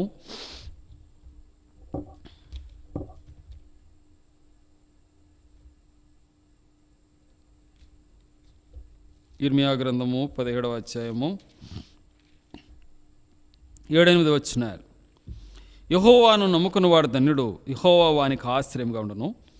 వాడు జలముల యొద్ద నాటబడిన చెట్టు వలె ఉండును, అది కాలువల వారును దాని వేడును తనును, వెట్టగలిగినను దానికి భయపడదు, దాని ఆకు పచ్చగా నుండును, వర్షము లేని సంవత్సరం నా చింతనుందదు, కాపు మానదు. చూడండి ఎంత ఆశ్చర్యకరమైన అనుభవం. దేవుని బిడ్డలైనటువంటి వారి కొరకై ప్రభు తన అదృశ్యమైనటువంటి కృప, తన ఉన్నతమైనటువంటి కృప తన బిడ్డల కొరకై చూపిస్తాడు. కనుక వారు కాపు మానరంట, చింతనుందరట.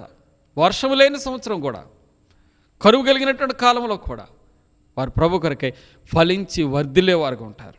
అందుకే 92వ కీర్తనలో రాస్తూ అంటాడు, మరి వారు దేవుని యొక్క ఆవరణంలో వర్ధిల్లుదురు అని వ్రాయబడింది. మరి దేవుని కొరకే వర్ధిల్లేవారుగా ఉంటారు. ప్రతి అనుభవంలో కూడా ఎలోక సంబంధమైనటువంటి వాటిపై వారి యొక్క జీవితాలు కట్టుకోరు, కానీ విశ్వాస సంబంధమైనటువంటి ఆ భక్తి జీవితాన్ని వారు కట్టుకునే వారికి ఉంటారు. కనుక దేవుని బిడ్డలైనటువంటి వారుగా మరి మాటలు ఉంచినటువంటి ప్రియులారా, మీకు కూడా ఈ మాటలు జ్ఞాపకం చేస్తున్నాం.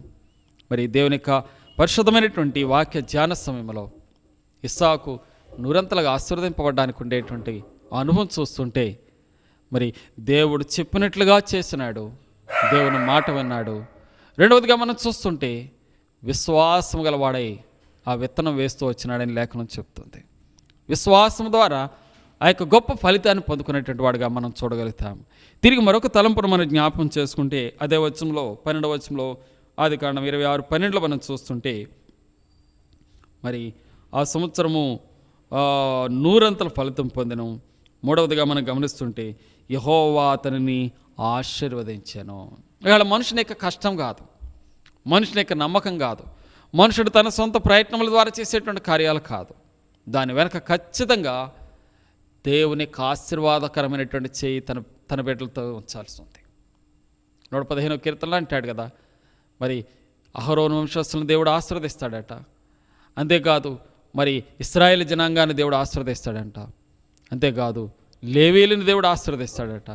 యెహోవా యందు భయభక్తులు గల వారిని, పిన్నలనేమి పెద్దలనేమి తన యందు భక్తులైనటువంటి వారి దేవుడు ఆశీర్వదిస్తాడట. కావలసింది ఏంటంటే భయభక్తులు కలిగిన జీవితం. ఇక్కడ మనం గమనిస్తుంటే ఇస్సాకులో దేవుని పట్ల భయభక్తులైనటువంటి వాడుగా ఉన్నాడు. అంతేకాదు దేవుడు ఆశీర్వదించే వ్యక్తులు ఎలాంటి వారు అయి ఉంటారు అనేది మనం ఆలోచన చేస్తే ఆ కీర్తన 5:12 రాయబడి ఉంది, యెహోవా నీతిమంతులను ఆశీర్వదించేవాడువు నీవే. కనుక ఆయన భయభక్తులైనటువంటి వారిని ఆశీర్వదిస్తాడంటాడు. అంతేకాదు ఆయన పట్ల నీతిని అనుసరించేటువంటి వారిని, నీతిమంతులను ఆశీర్వదిస్తాడంటే దేవుడు.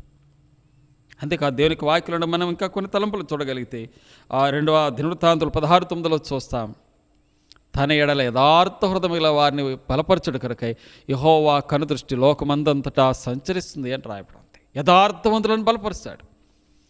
యథార్థముగా ప్రవర్తించే వారికి ఆయన ఏం మేలు చేయకమానడు. 84 కీర్తన 11వ మనం చదువుతాం, వారికి కృపయు ఘనతయు అనుగ్రహిస్తాడు, వారికి సూర్యుడిగా కేడముగా ఉంటాడని రాయబడింది. అంతేకాదు వారి యాత్రాదినములు వారికి అతి ప్రియమైనవిగా దేవుడు చేస్తాడని రాయబడింది. వారు మరి సియోనులో దేవుని యొక్క సన్నిధిలో ఆనందభరితమైనటువంటి అనుభవాలతో వారు కనబడేవారుగా ఉంటారని లేఖనం చెప్తుంది. అంతేకాదు దేవునికి వాక్యంలోనికి మనం చూస్తుంటే మరి రోమా 8:28 కూడా రాయబడింది, దేవుని ప్రేమించే వారికి అనగా ఆయన సంకల్పం చొప్పున పిలవనేటువంటి వారికి మేలు కలుగుటకై సమస్తము సమకూడి జరుగుతాయని రాయబడింది. అంటే దేవుని ప్రేమించేవాడై ఉండాలా, యథార్థవంతుడైనటువంటి వాడై ఉండాలా, నీతిమంతుడై ఉండాలా, దేవుని ఎడల భయభక్తులైనటువంటి వాడై ఉండాలా, దేవుని పట్ల విశ్వాసం కలిగినటువంటి వ్యక్తి అయి ఉండాలా. అంతేకాదు ఇస్సాకులు ఇంకా కొన్ని మాటలు మనం చూడగలిగితే మరి దేవుని వాక్యమును ధ్యానించే వ్యక్తిగా ఆదికాండము 24వ అధ్యాయం 63వ మనం చూస్తాం. అంతేకాదు 25వ అధ్యాయంలో చూస్తుంటే మరి అతడు మరి దేవునికి వాక్యం అతని గురించి ప్రార్థనాపరుడుగా 21వ వచనంలో మనకు జ్ఞాపకం చేయబడుతుంది. ఎందుకంటే తన సంతానం లేనప్పుడు దేవుని ప్రార్థిస్తే దేవుడు అతని సంతానాన్ని ఇచ్చినట్లుగా లేఖనం చెబుతుంది. ప్రార్థనాపరుడుగా కనబడుతున్నాడు. ఇలాంటి శ్రేష్టమైనటువంటి ఆ గుణాలు ఇస్సాకు యొక్క జీవితంలో ఉండడం ద్వారా మరి ఇస్సాకు దేవుడు బహుగా ఆశీర్వదించడానికి, క్రమక్రమంగా అభివృద్ధి పొందించడానికి, మరి 100 ఫలితం, ఒక్క అనుభవంలో కూడా కొరత లేకుండా సర్వ సమృద్ధిని పొందినటువంటి వాడుగా మనం చూస్తున్నాం. మరి ఆనాడున్న ఇస్సాకు విషయంలోనే దేవుడు ఎట్టి కార్యం చేస్తాడంటే దేవుడు తన ఐశ్వర్యము చొప్పున క్రీస్తు యేసునందు మహిమలో మన ప్రతి అక్కరను తీర్చడానికి, ఆయన ఎందుకు భయభక్తులైనటువంటి దేవుని బిడ్డలందరి యొక్క అక్కర్లు తీర్చడానికి ఆయన ఇష్టత చూపిస్తున్నాడు. ఆయనను ఎవరు ప్రేమిస్తారో, ఆయన పట్ల ఎవరు నీతిగా ఉంటారో, ఆయన యథార్థ హృదయంగా నడుచుకునే వారికి ఉంటారు, ఆయన నామాన్ని బట్టి ప్రార్థించే వారికి ఉంటారు, ఆయనకి ఇష్టలుగా జీవించేటువంటి వారికి ఉంటారు. అటు వారందరినీ దేవుడు దీవించడానికి ఇష్టపడుతున్నాడు. శ్రేష్టమైన ఫలాలు ఇవ్వాలని కోరుతున్నాడు. శ్రేయస్కరమైన ఆశీర్వాదాలతో 20వ కీర్తన రాస్తూ అంటాడు, శ్రేయస్కరమైన ఆశీర్వాదములతో నువ్వు అతను ఎదుర్కొంటున్నావు, గౌరవ ప్రభావాలను అతనికి ధరింపజేస్తున్నావు అంటాడు. అంతేకాదు యాకోబు పత్రికలో కూడా 1:17 చూస్తాం, శ్రేష్టమైన ప్రతివి సంపూర్ణమైన ప్రతి వరము పరసంబంధమైనటువంటిది జ్యోతిర్మైనటువంటి ఆ ప్రభు దగ్గర నుండి మన దగ్గరికి వస్తుందని రాయబడింది. ఈ లేఖనాలన్నీ మనం జ్ఞాపకం చేసుకుంటే మరి ఇస్సాకు పొందినటువంటి ఆశీర్వాదాలు మన జీవితంలో పొందగలమా అంటే దేవుని నామాన్ని బట్టి పొందుకునే అవకాశాలు మనకు ఉన్నాయి. మన జీవితంలో ఆ కరువును తీర్చుకోగలం. ఆత్మీయమైనటువంటి ఆ కరువు తీర్చబడుతుంది, భౌతికమైనటువంటి ఆ కరువు కూడా తీర్చుకున్నాడు ఇస్సాకు. అందుకే మరి ఈ వాక్య భాగానికి మనము ఒక పేరును కూడా ఆలోచన చేయడానికి ఇష్టపడుతున్నాం. ఏంటంటే కరువును జయించిన ఇస్సాకుగా మనం ఆయన చూడగలుగుతున్నాం. అది జయించడానికి గల కారణం ఏంటంటే దేవునిని నమ్మకంగా హత్తుకుని వెంబడించాడు. దైవికమైనటువంటి మరి నమ్మకత్వాన్ని అతని జీవితంలో కలిగినటువంటి వాడుగా చూస్తూ వచ్చాం. అంత మాత్రమే కాదు, ఇంకా వాక్య భాగంలో మనం చూస్తుంటే మరి దేవుడు అతనికి తోడుగా ఉన్నాడు అని వ్రాయబడింది. 24వ వచనంలో మనం చదివితే, మనం ఇంత ముందుకు చదువుకున్నట్లుగా మధ్య భాగంలో వ్రాయబడింది, నేను నీకు తోడై ఉన్నాను గనుక భయపడకము. అంతేకాదు ఈ వాక్య భాగంలో మరి ముమ్మారు దేవుడు తోడైనట్లుగా వ్రాయబడింది.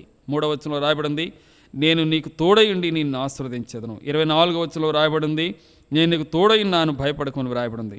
28వ వచనంలో కూడా వ్రాయబడింది, మరి ఆ అబీమెలెకు అనేటువంటి వాడు వచ్చి సాక్ష్యం ఇస్తున్నాడు, వారు నిశ్చయముగా యెహోవా నీకు తోడైండుట చూచితిమి.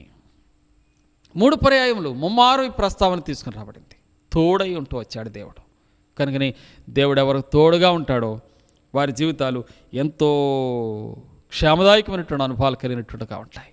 దేవుడు వారిని ప్రతి నిమిషమున కాపాడుతాడు. తోడుగా ఉంటే ఆయనే మనకు నీడ, ఆయనే మనకు అండ, ఆయనే మనకు బండ, ఆయనే మనకు కోట, ఆయనే మనకు ఆశ్రయం, ఆయనే మనకు దుర్గము, ఆయనే మన ప్రాకారము. ప్రతి కీడు నుండి తప్పిస్తాడు, ప్రతి మేలుతో తృప్తిపరుస్తాడు. కనుక ఒక వచనం మనం ఆలోచించగలిగితే యెషయా గ్రంథం 27వ అధ్యాయం 3వ వచనంలో చదివితే, మరి యెహోవాను నేను దాన్ని కాపు చేయుచున్నాను, ప్రతి నిమిషం నేను దానికి నీరు కట్టుచున్నాను, ఎవడునూ దాని మీదకి రాకున్నట్లుగా దివారాత్రములు కాపాడుతున్నాను. ఒకవేళ ఇక్కడ మరి ఇస్సాకు వేసినటువంటి ఆ పంటను ఉదాహరణ మనం తీసుకోగలిగితే, ఎన్నో రకాలైనటువంటి ఆ పంట వేసినంత మాత్రాన్ని ఫలితం 100 రావాలనేది లేదు. ఎందుకంటే ఏ మిడతలు రావచ్చు, చీడ పురుగులు రావచ్చు, గొంగళ పురుగులు రావచ్చు, లేదా ఇంకా ఏదైనా హానికరమైనటువంటి కీటకాలు రావచ్చు, పంటను పాడు చేయవచ్చు. కానీ ఇస్సాకు వేసినటువంటి పంటలో ఒక్క గింజైనా లాస్ అవ్వలేదంటే, పంటలో కొంచెమైనా పాడవలేదంటే వాటిని కూడా దేవుడు రాకుండా గర్దించాడు. నీ ఆత్మీయ జీవితం మీద దాడి చేసి సాతాను ప్రతి క్రియను కూడా నుండి రక్షించాలి అంటే ఆయన కాపుదల, ఆయన మనకు తోడుగా ఉండాలి తప్పక, ఆయన మనల్ని ఆశీర్వదించాలి తప్పక. అలాంటి అనుభవంలోనికి నేను రావాలి అంటే ఏ కొంచెం నష్టమైనా, యోవేలు రాస్తా అంటాడు కదా, మరి నీ పంటను పాడు చేసేటువంటి చీడ పురుగులను గురించి, గొంగళ పురుగుల గురించి, మిడతల గురించి రాసు, దేవుడు వాటిని గద్దిస్తాడు, ఆ మహాసైన్యాన్ని దేవుడు నాశనం చేస్తాడంటాడు. కనుక ఈ లోకంలో కూడా ఆత్మీయ జీవితాన్ని పాడు చేసే ఎన్నో చీడ పురుగులు ఉంటాయి, ఎన్నో కీటకాలు ఉంటాయి, ఎన్నో మిడతలు ఉంటాయి, ఎన్నో నష్టపరిచేటువంటి సంగతులు మన మీదకి వస్తూ ఉంటాయి. అది ఆత్మీయంగా, కొన్ని పరాలు భౌతికంగా కూడా. వాటన్నిటిని గద్దించే దేవుడు మన దేవుడు. మన దేవుడు మనకు తోడై ఉంటే, ఇమ్మానుయేలు దేవుడు మనకు తోడై ఉంటే, ఈ జీవిత యాత్రలో మనల్ని ప్రతి విధమైనటువంటి సమృద్ధి అయిన క్షేమంతో నింపి 100 ఫలితం ఇస్తాడు. 13వ అధ్యాయంలో మత్తయి సువార్తలో కూడా ప్రభు, లేక ఇంకా సువార్తికులు రాసినటువంటి ఆ మంచి ఉపమానంలో చూస్తే, విత్తనాలు చల్లినప్పుడు మరి మొదటి 3 అనుభవాల్లో చూస్తే కొంత నష్టం కనబడుతుంది. కానీ మరి 4వ వ్యక్తి యొక్క అనుభవంలో చూస్తున్నప్పుడు అతడు మంచి హృదయం కలిగినటువంటి వాడిగా ఉన్నాడు. లేక మంచి విత్తనం పడినటువంటి, మంచి స్థలంలో పడినటువంటి ఆ విత్తనం యొక్క అనుభవం గురించి రాస్తాడు. అది 30 60 100 ఫలించిందని రాయబడింది. కనుక మనము ఎంతగా ప్రభుకు విధేయత చూపించి ఆయనకు లోబడతామో భౌతికంగానూ వర్ధిల్తాము, ఆత్మీయంగానూ వర్ధిల్తాం. కనుకని ఇంతగా వర్ధిల్లినటువంటి అనుభవం వచ్చినప్పుడు అక్కడ ఉండేటువంటి గెరారు వాసులు లేక ఫిలిష్తీయులు ఇస్సాకును చూచేటప్పటికి 14వ వచనంలో చివరి రాస్తూ అంటాడు, ఫిలిష్తీయులు అతని యందు అసూయపడిరి. అసూయపడతమే కాదు, 27వ వచనంలో మరొక మాట వాడినాడు. ఇస్సాకే చెప్తున్నాడు, ఇస్సాకు మీరు నా మీద పగబట్టారు అంటే వారవలేనితనం, దుష్ట స్వభావం, అసూయ వలన వచ్చే నష్టాలు దేవునికి వాక్యంలో మనం చూస్తుంటే రెండెన్నో రకాలుగా కనబడుతున్నాయి. కొన్ని ప్రాయాలు అసూయ అనేది ఎదుటి వ్యక్తికి కీడు గలించేదిగా ఉంటుంది.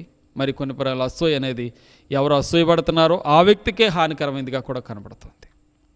యోబు రాస్తాడు, అసూయ వలన చస్తారు అంటాడు. 5వ అధ్యాయము యోబు గ్రంథం 2వ వచనంలో చూస్తే అసూయ మరణాన్ని తీసుకొస్తుందంట. దానికి మంచి ఉదాహరణ మరి సౌలు యొక్క జీవిత అనుభవం మనకు చూడగలం.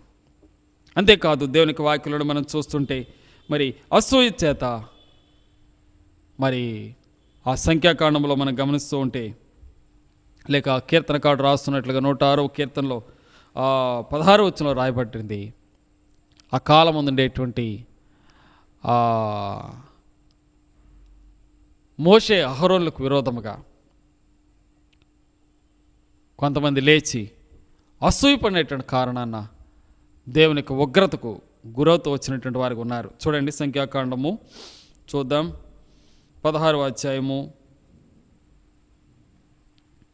లేవి మునుమడును, కహాతు మునుమడును, ఇస్సాహారు కుమారుడు కోరాహు, రుబేనీయులలో ఏలియాపు కుమారులైన దాతాను, అబిరాములు, పెలేతు కుమారుడైన యోనును యోచించుకొని. ఇక్కడ మనం గమనిస్తుంటే కోరాహు, అబిరాము, దాతాను, ఓను అనేటువంటి వారు కనబడుతున్నారు. వారితో పాటు ఇంకా 250 మంది ఉన్నట్టుగా మన లేఖనాలు జ్ఞాపకం చేయబడింది.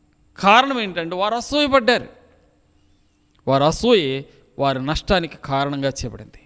కనుక అసూయ అనేటువంటి ఆ దుర్గుణం మనలో ఎక్కడైనా ఉంటే ఇదని మేము ప్రభుకు వాటిని అప్పగించి సిలువ వేసుకుంటే మన జీవితంలో నిజమైన నెమ్మదిని, శాంతిని పొందుకుంటాం. ఎందుకంటే హృదయము కలవరంతో ఉండేదిగా ఉండకూడదు.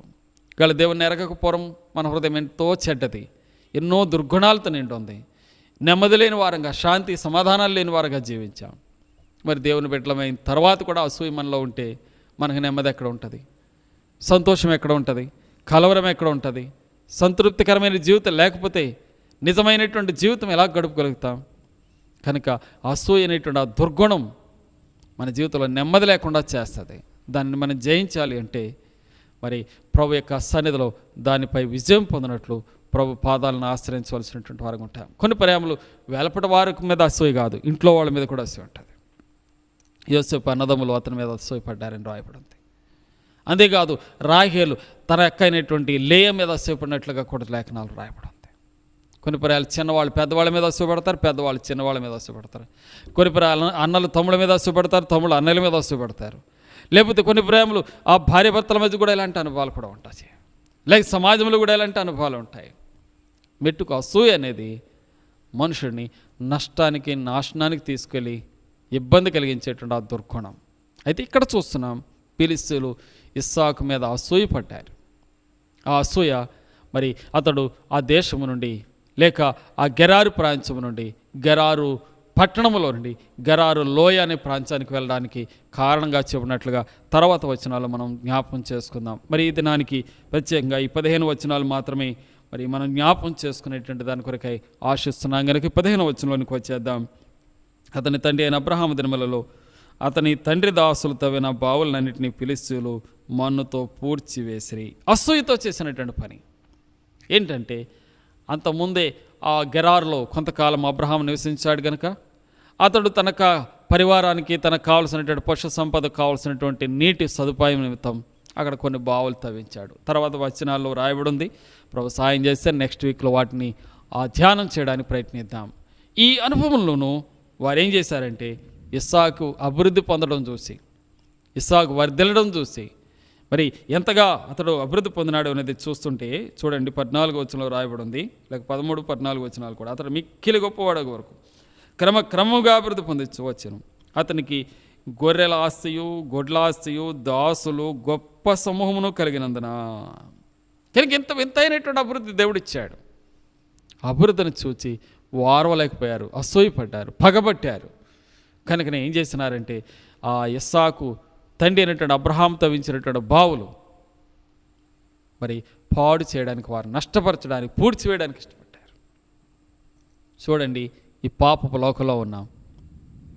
లోకం ఎంత చెడ్డదో కనుక మనం జాగరూకులుగా ఉండి, దేవునికి వాక్యం చెప్తుంది మరి ఈ అన్యజనుల మధ్య, దేవుని మరి శత్రువుల మధ్యలో లేక విరోధముగా జీవించేటువంటి వ్యక్తుల మధ్యలో మనం జీవించవలసినటువంటి క్రమం ఏంటంటే, పాముల వలె వివేకులుగా ఉండాలని, పావురముల వలె మరి నిష్కపటులుగా ఉండాలని మన ప్రభు మనకు నేర్పిస్తూ వచ్చాడు. కనుక అటువంటి సాధువైనటువంటి గుణాలను మన జీవితంలో కలిగి ఇస్సాకు వలె ఉంటే, మరి ఇస్సాకు కరువును జయించినట్లుగా మన జీవితాల్లో కూడా ఆత్మీయమైన కరువులో కానీ, శారీరకమైనటువంటి కరువు కానీ మనకి ఏది సంభవించినా దానిని మనం జయించగలం. జయించే శక్తి భక్తులు జయించి వాటి గుండా వెళ్ళారు. మనల్ని కూడా అట్టి జయ జీవితం ఇచ్చి 100 ఫలితం నింపగలిగినటువంటి వాడు మన దేవుడు. కనుక ఈ లోకంలో వచ్చే ఏ కొరత కానీ క్రీస్తు ప్రేమ నుండి మనల్ని ఎడబాపు నేరవని ఎరిగిన వారమై, స్థిరము కదలని వారము, ప్రభు కార్యాభివృద్ధి అందు ఎప్పటికీ ఆసక్తి కలిగినటువంటి వారంగా ఉండి ఆయనను నమ్మకంగా సేవించడానికి, ఆయన వాక్యానుసారంగా జీవించడానికి మరి అధికంగా దేవుని యొక్క వాక్యమును లోబడి వారంగా ఉందాం, ఆయన మహింపరిచే వారంగా ఉందాం. ఆ రీతిగా ఉండేటి కొరకే ప్రభు మీకు తన కృపను అనుగ్రహించును గాక. Praise the lord.